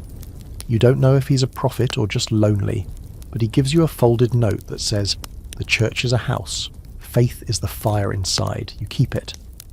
In Bohemia, you hear people whispering the name Jan Hus, a preacher with a sharp tongue and a sharper pen. He's been poking at the church's authority, asking why indulgences cost money, why sermons can't be in the local language, why priests seem more concerned with gold than grace. His followers, the Hussites, are multiplying, quietly, strategically. You see their symbols scratched into tree trunks and alley walls, a chalice, a flame. A few towns over, someone's burning books. A few days later, someone else is copying them in secret. It's not just Huss, it's Wycliffe in England, writing down his ideas so feverishly you'd think salvation depended on punctuation. It's mystics, real ones, like Julian of Norwich, who speaks of divine love like it's warm bread in your hands. "All shall be well," she writes, over and over, like a lullaby against despair. That's the fringe fact of this era. Even as formal religion frays at the edges, personal faith flourishes. Pilgrimages become less about obligation and more about longing. People begin to pray not out of fear, but hope. You visit a hermit living in a hollowed-out tree who speaks about forgiveness, like it's a fruit he's offering, fresh and impossible. You attend a service in a chapel where half the windows are broken, the altar is water-stained, and the priest can't read Latin. But when he sings the Kyrie in the local dialect, the congregation joins in like it's a song they've known since birth. It's rough, it's off-key, it's beautiful. There's a scholarly debate, of course. Did the Black Death break the church's power, or just force it to evolve? Some say the clergy's failure to stop the plague shattered public trust. Others argue it was more about access, more literacy, more printing, more debate. You listen to both sides while standing beneath a cathedral that took 2 generations to finish. You admire the stonework and also wonder how many taxes it cost. The church itself isn't blind to all this. It begins to respond.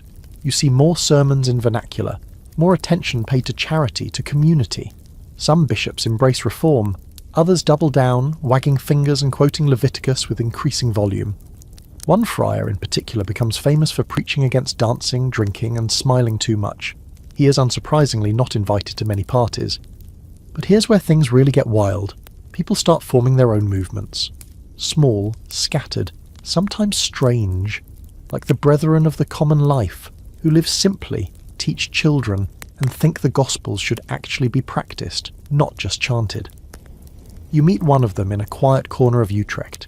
He gives you bread, refuses your coin, and tells you Christ never charged admission. You smile and take a second slice. Religious plays become wildly popular, staged in marketplaces, churchyards, sometimes even inside barns. They depict saints and sinners, devils and martyrs. One you watch has an angel in a cabbage cart and a devil who tap dances.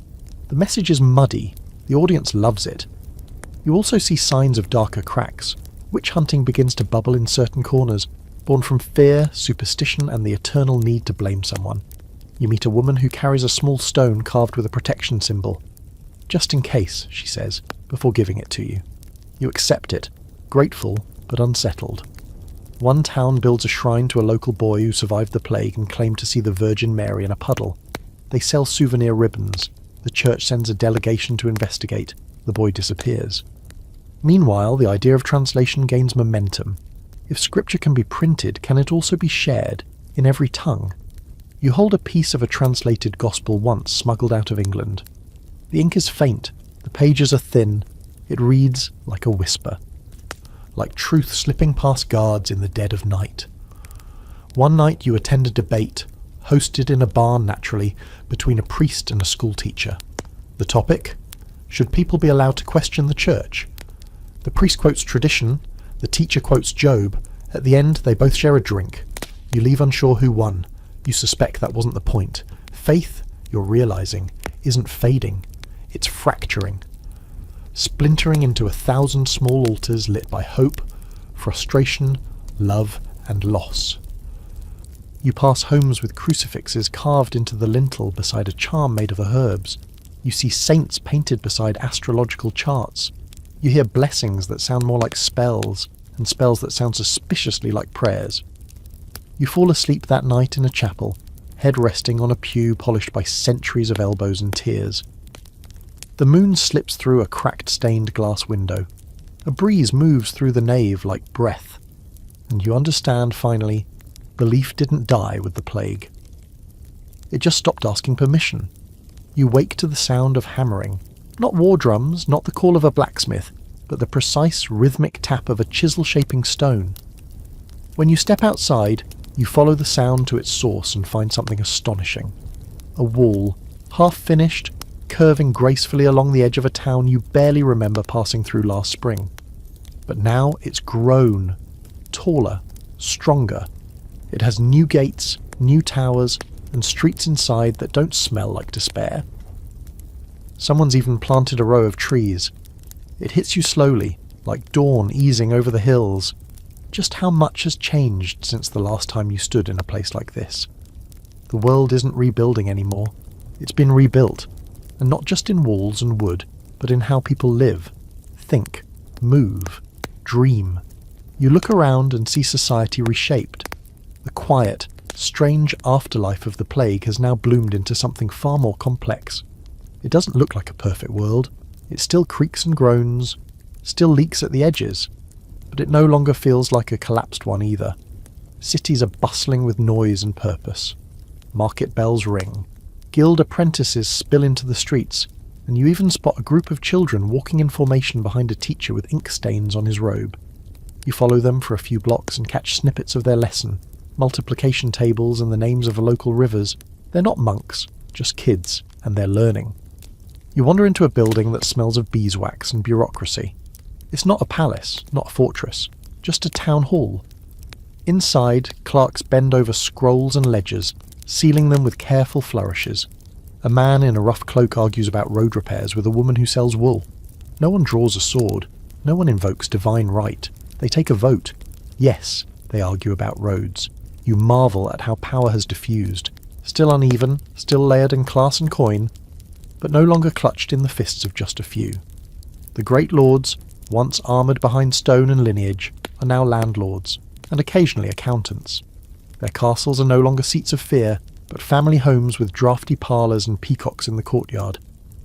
The middle class, once a whisper of an idea, is now speaking in full sentences. Merchants, artisans, scribes, they own property, hire workers, and influence policy. You meet a cobbler who proudly explains he owns not only his shop, but 2 stalls in the market. They laughed when I bought a 3rd goat, he tells you, but who's laughing now? He is, loudly. And peasants? They're still working, still struggling, but not like before. Many own their land. Some lease it on fairer terms. More than a few have saved enough to build sturdier homes.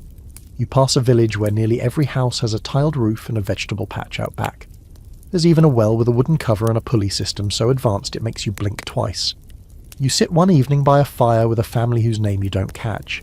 They tell you they were serfs once, bound to a lord who died during the first wave of plague. No one came to reclaim the land, so they claimed it themselves, slowly, carefully.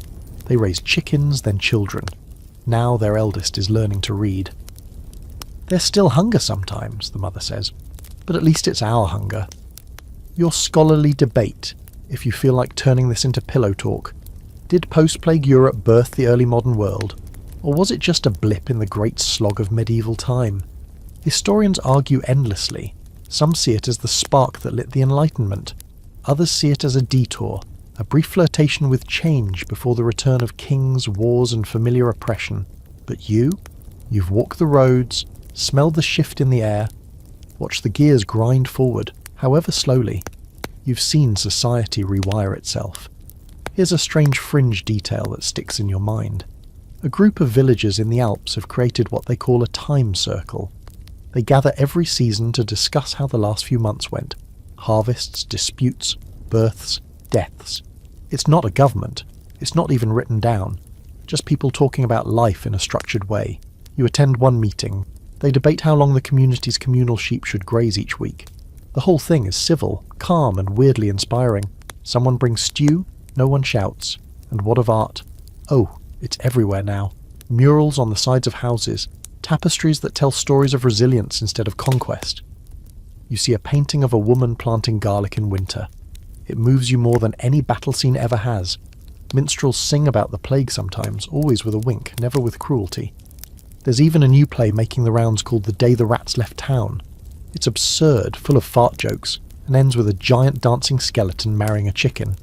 Audiences love it. Even architecture reflects this shift. Cities invest in public squares, fountains, libraries. You sit in one library, a small one, just 2 shelves, and watch a boy run his finger across every book like he's touching a miracle. His mother lets him pick one. It's about fish.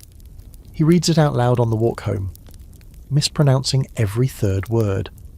And still, beneath all this rebuilding, a quiet truth lingers. Grief.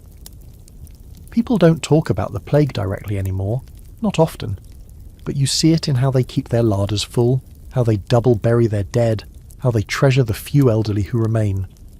In one village there's a bench carved with dozens of names and the words "we remember." No one sits on it. It's not for sitting. But even grief has softened, no longer raw and raging. Now it's woven into daily life like a scar that pulls but doesn't bleed, a reminder of what was lost and what's been remade in its shadow. You sit on a hill outside town and look down at a festival. Not a grand one. Just food, dancing, a goat wearing ribbons for some reason. Children chase each other with sticks. Someone drops a pie and everyone cheers anyway. You laugh until your chest hurts, and it occurs to you, this is what came after the Black Death. Not just rebirth, not just survival, but the quiet, stubborn, brilliant act of living. A world that didn't snap back into place, but stitched itself a new pattern. Imperfect, resilient, still in progress.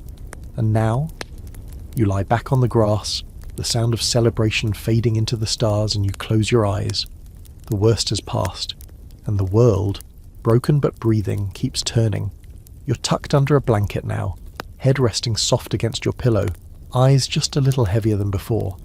Somewhere far off, you can almost hear the distant creak of a wagon wheel, the soft echo of a market bell, the faint rustle of parchment being turned in candlelight. You've wandered across decades tonight, sat at plague-pitted crossroads, listened to sermons in crumbling chapels, followed whispers of reform and rhythms of rebirth. You've watched a fractured world stitch itself slowly, patiently back together, not as it was, but as something new. Not perfect, never perfect, but alive. And now, as the last echoes of cobblestone footsteps fade, as towns drift behind you, and centuries quiet themselves into memory, you feel that ancient, steady hum at your core, the one that says people always find a way. Through fire, through silence, through sickness and sorrow and all the little strange revolutions of daily life. They survive, they change, and they keep walking forward. So you, dear listener, wherever you are, city or village, midnight or morning, let that comfort settle in your bones. Let your breath slow. Let the flickering shadows in your room grow still. Because history never really ends. It just rolls on in quiet loops, whispering truths in our sleep, reminding us that even the darkest times are followed eventually by light. You're safe now. You're home. And the world, for all its noise and nonsense, keeps spinning gently on,